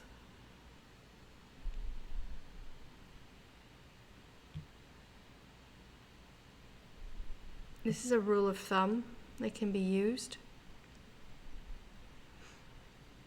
As long as the absolute values of the correlation coefficient is greater than or equal to 2 over root n. So let me give you an example. Let's say you had 100 observations.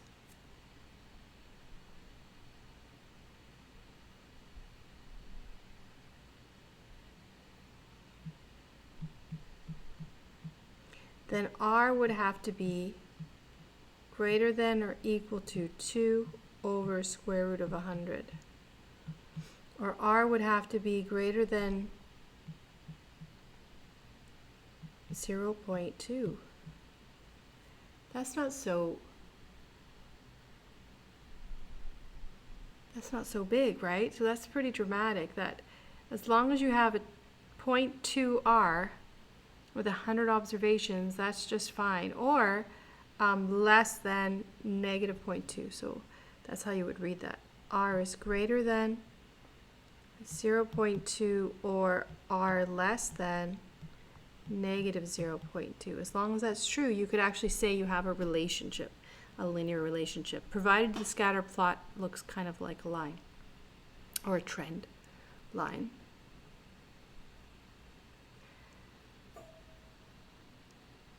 Okay, so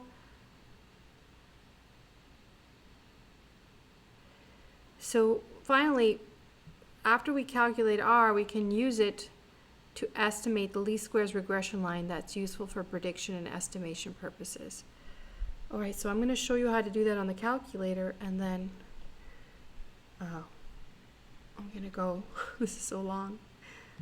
I just want to be done with it. So how is it computed? Okay, I'm going to talk.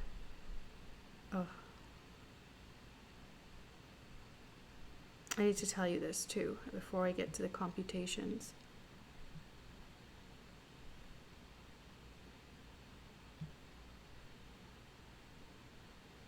Just wondering if I should teach you all of this. Oh my goodness. Okay. Okay, so this is the formula for R that we talked about. This is a typo. Now I could write that slightly differently because this and this are just the standard deviation. They're actually constants, right? They're just values. They don't depend on x. I mean, they've already calculated whatever x and y are, whatever the points are. They're already calculated. So I could actually rewrite this as I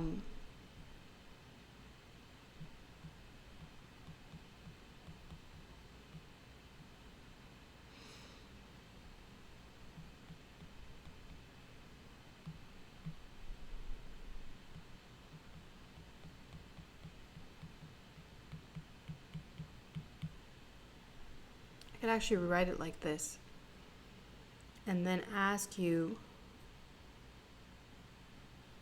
what this is.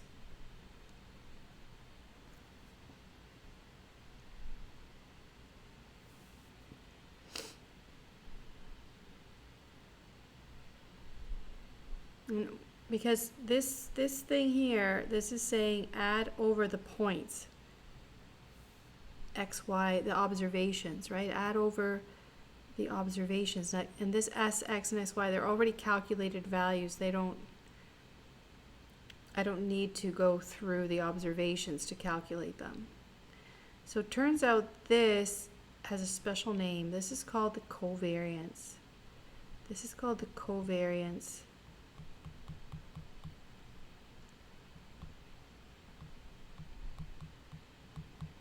And I can rewrite that whole thing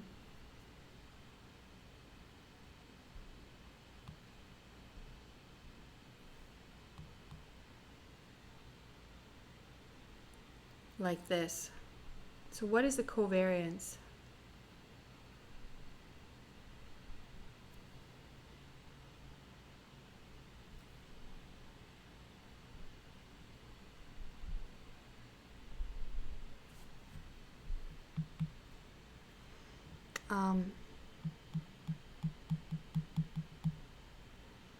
It looks like this.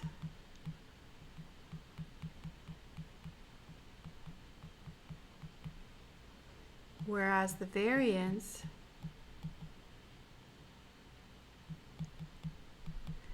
looks like this.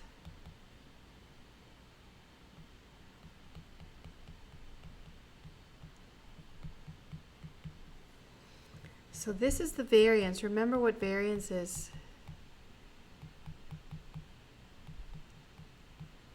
The variance was the average of the squared deviations from the mean.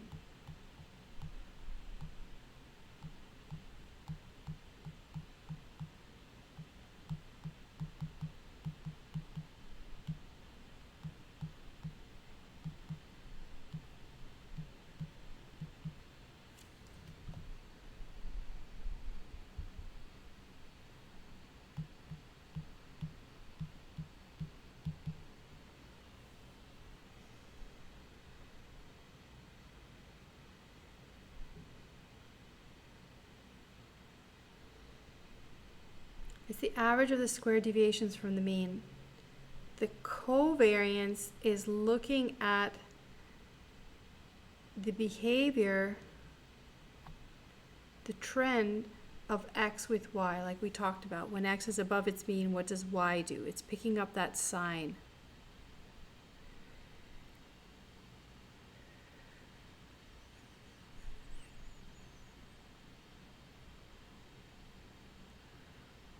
So this is, rather than X with X, I take a Y with Y. And this captures the direction of the linear relationship.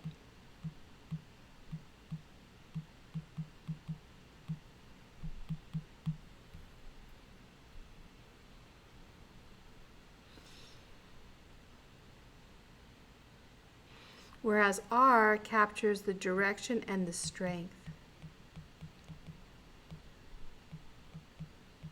And it achieves that by standardizing the covariance.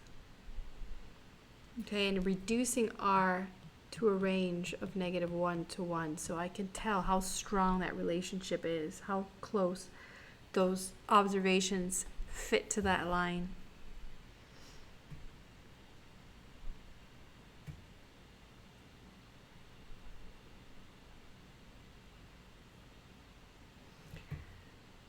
All right, so that's why I wrote this here. That's just restating what I said. So correlation is the standardized covariance to give me both the direction and the strength of the linear relationship between two quantitative variables. Covariance just gives me the direction.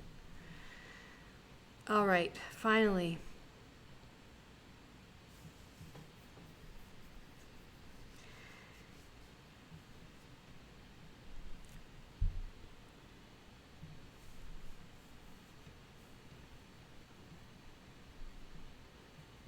how do I find the least squares regression line?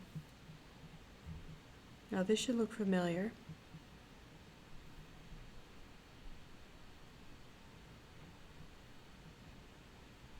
At least the line idea does. So in mathematics, you learn about the equation of a line. And I recommend you review the equation of a line with videos 48, 49, and 50. Well, 50, I think I do this page here. But 48 and 49, I discuss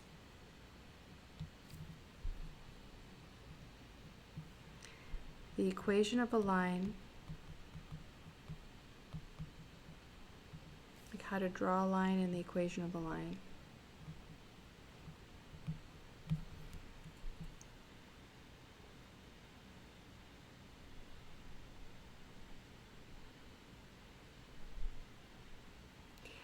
The equation of a line, we're going to use y equals a plus bx. So that's a line. However, in regression, the least squares regression line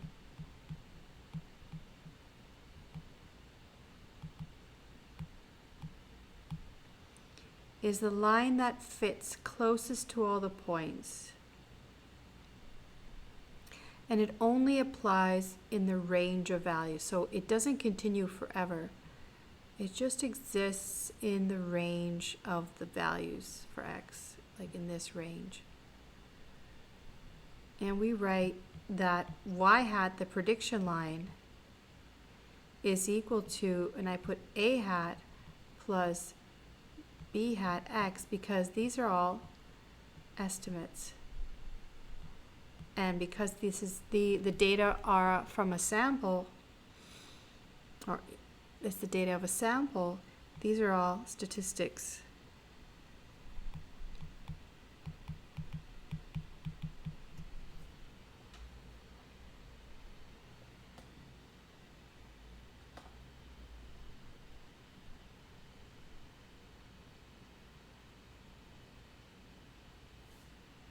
Now, if you just had 2 points, you could find the equation of a line, but you don't. You have a scatter plot of points that don't fit perfectly on a line. So what do? What we want to do is find the line that fits closest to all the points. So what we do is we imagine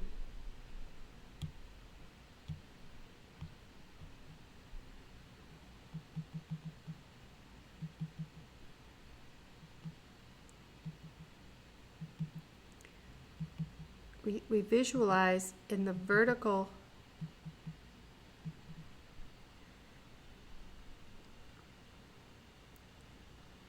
that these observations are off that special line. Okay?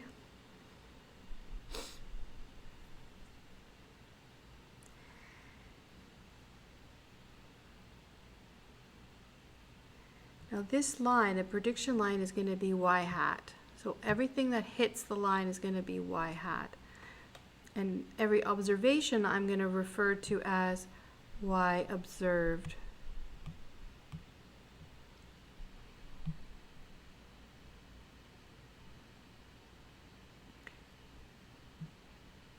And the y hat I'll call y predicted. Okay, so predicted values are here.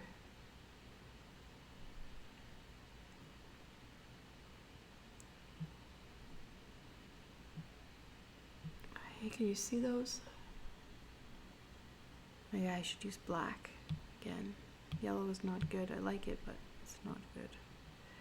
So these circles are values predicted on the line. And what we are going to do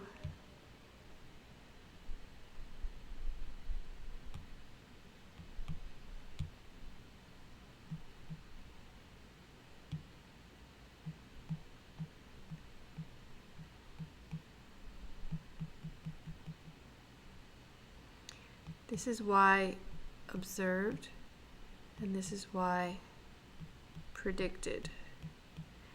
And the difference between those two is called the residual. And what we want to achieve is all of these residuals,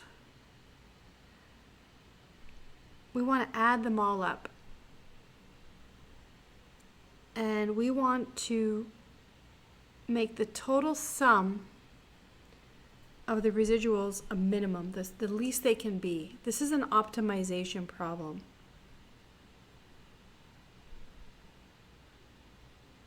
Okay, we want the minimum of the residuals. However, there's a catch, and this will sound familiar to something we did before.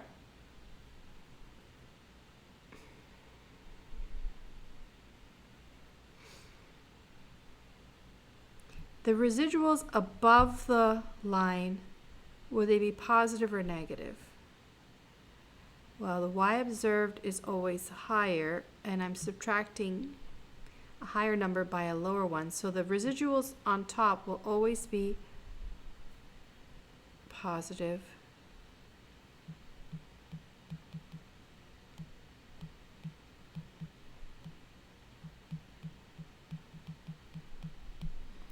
And the residuals below the line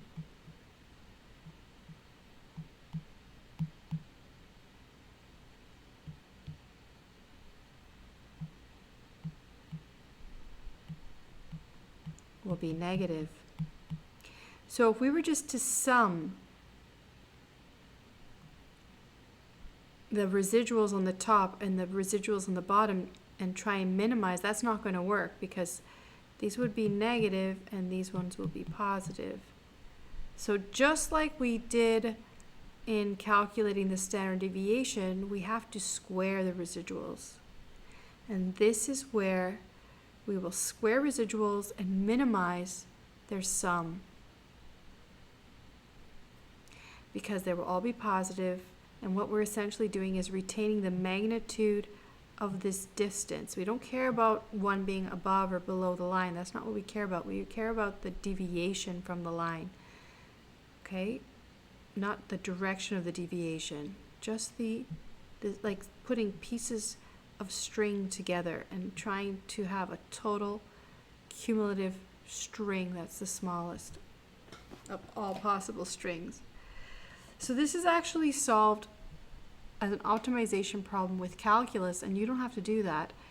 The results of that, though, you should be aware of.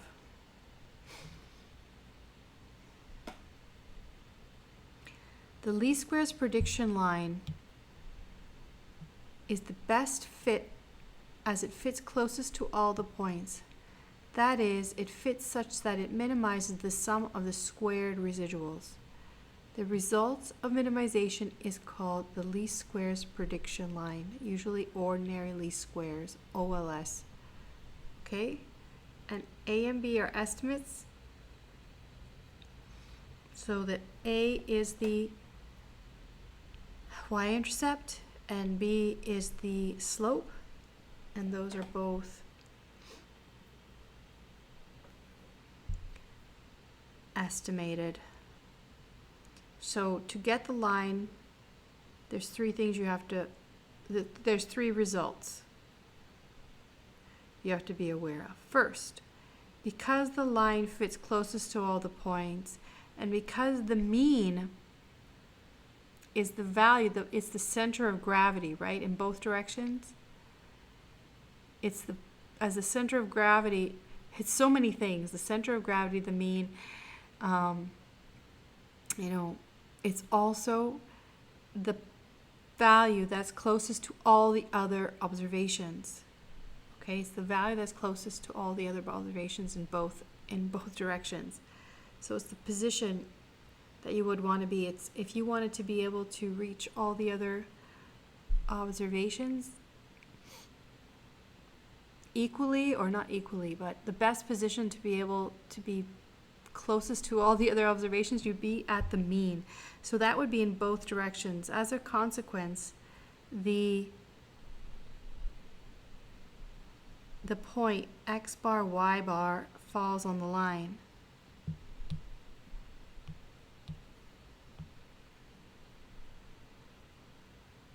So the mean, it might not be an observation, but that point has to be on the line. The second thing is, from the optimization problem, the result always will be that the slope can be found as R, Sy, Sx.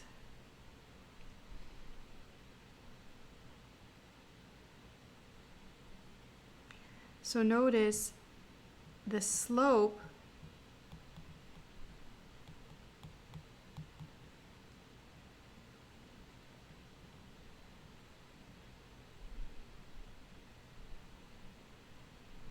has the same sign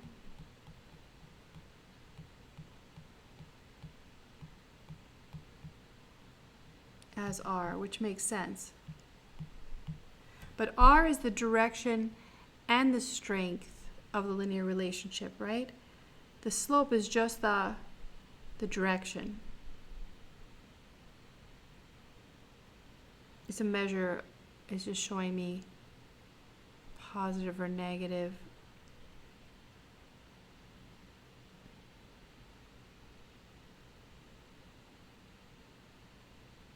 It's also showing me this slope relationship.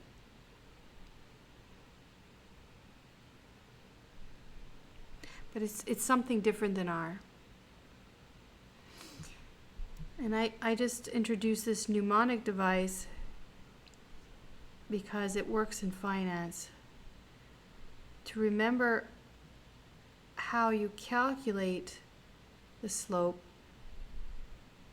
I know it's R and I know it's the standard deviations, but to remember which one I put over which, I remember that it's always Y first, Y on top, and it spells risk. And I'll show you why in the final example.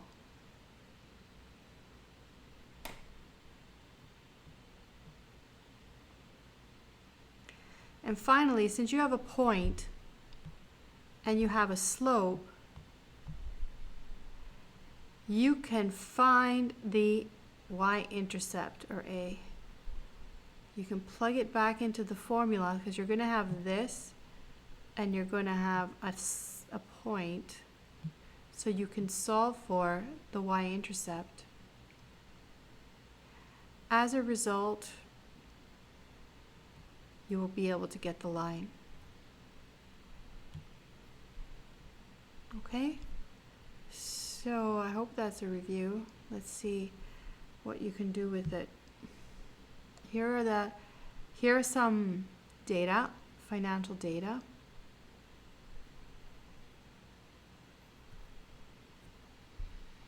And I give you the results as well so you can practice.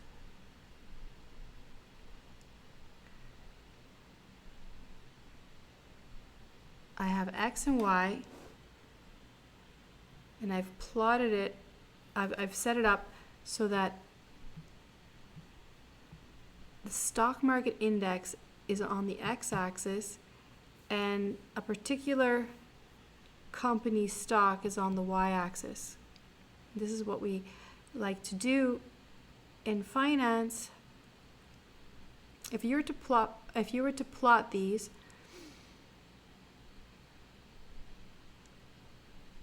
what would you see? What do you see actually? Just looking at the data, what do you see?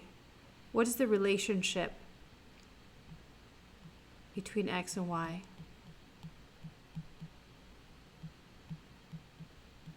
So we like to plot this like with the market here, market index on the X, because we're trying to say the market index reflects the health or the performance of the economy, and Y reflects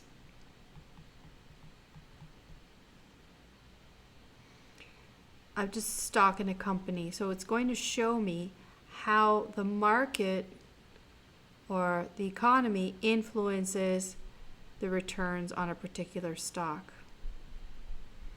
Okay, so that's I want to be able to predict that relationship. What is the relationship between X and Y? We're just looking at the numbers. Well, it looks like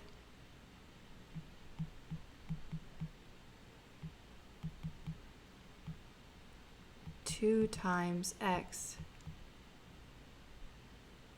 makes y, right? It's pretty, and it's pretty standard. It's like across the board. So if I was actually to plot that, I would find that these would be on a perfect line. And being on a perfect line, r will equal 1, positive. And what would the slope be? That's the next question. How do we find the slope? Well, because it's on a perfect line, I only need to take 2 points. But what if if it wasn't like that? How would I find b? B is right from the RSY over SX from the formulas I gave you. Let's use our calculators to do this. It's the fastest way to show you.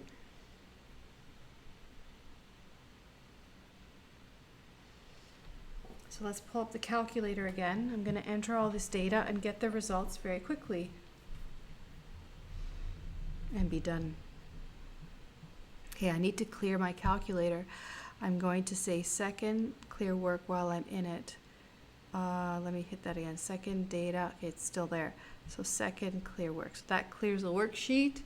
And now I start to enter my numbers. So I'm going to enter them as percentage. 15, enter down. And then 30, enter down. 9, enter down. 18, enter down. 10, enter down. 20, enter down. 7.5, enter down. And 15, enter down. You see, I'm using X and Y now. 8, enter down. And 16, enter down. And I'm going to check that I got it all right. Let's see. So, whoops. So 15, 30, 9, 18, 10, 20, 7.5, 15, 8, 16. Okay, that's all the data. Now, I say second stat, and what do I get? The linear results. I get n is 5, x bar is 9.9, sx is 3, sigma, I ignore that because I'm treating this like a sample. Y bar is 19.8, sy is 6, and I ignore a sigma y. Now here we go. My intercept is a, it's 0. My slope is 2, and r is 1. So everything is done on my calculator, very simply. Got that? Review the video if you didn't. Now, let's review. Here, it turns out that 2 times is what the slope will be. So b will be 2. So b tells me the slope of that line. R tells me how perfect the points fit on the line. So those are 2 different concepts. This is the formula for the mean. This is the formula for the standard deviation. This is the formula for the covariance, which I didn't use, right? You didn't need that. These are the different formulas for R, one with the standardized covariance. So it converts the direction measure of the trend into an index that between -1 and 1 that's easy to interpret. So I have that form of it. I write it like this. I write like they're all the same thing.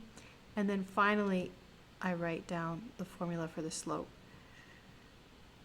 And after all of that, everything we've done, it's very simple to put this in your calculator and get the results. What did we get?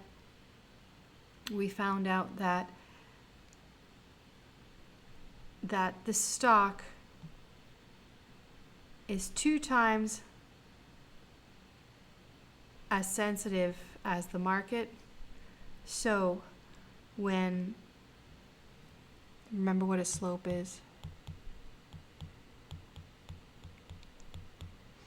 If it's 2, we can interpret it as 2 over 1. So for 1% change in the market returns, the stock returns 2%. Now that sounds great on the positive side, but what about the downside? When the change in X is -1, the change in Y is -2. So that means when the stock market does, worse by 1%, BC does worse by -2%.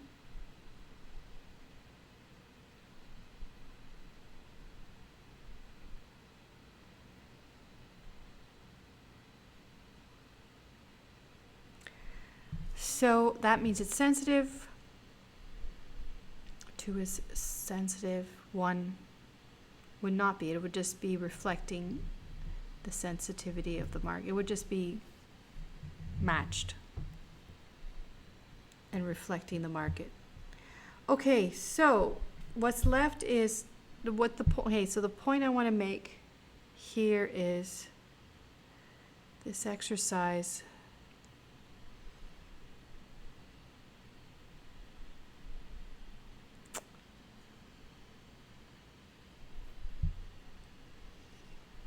This is for data that appears historically. So this is past data, and every single data point is equally valuable. Okay? I treat them all the same. That's different than when data appears like this. So this is the other set of formula that I introduce you to, and you're not going to see this in, I don't believe we'll ever see this in economics, but I put it here. But they're just the other formulas that do essentially the same thing. It actually turns out that if you make all the calculations, R is also equal to +1 here, and B is also equal to 2. But these are the comparable formulas when you get data that's ex ante. It's not just historical data. It's like a distribution that I've given you here. There's only 3 possible states of the world with these probabilities. And this is a discrete distribution.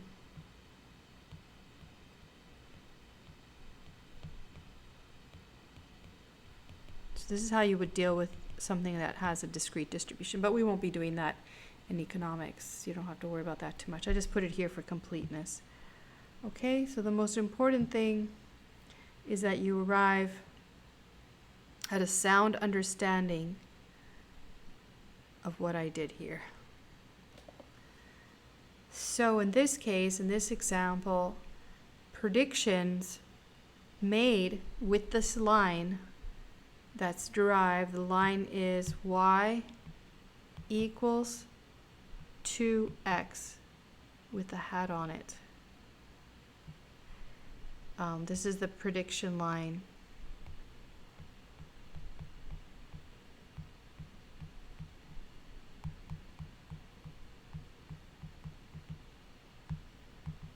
So you can make estimates of something that's not here. What if x equals 11, what would you expect y to be? You can make a prediction using this line, and it would be 22.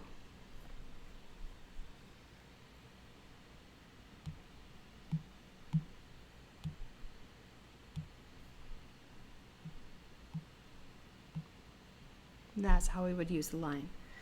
All right, so good night. I'm going to leave you. That was very long and complete. Bye for now.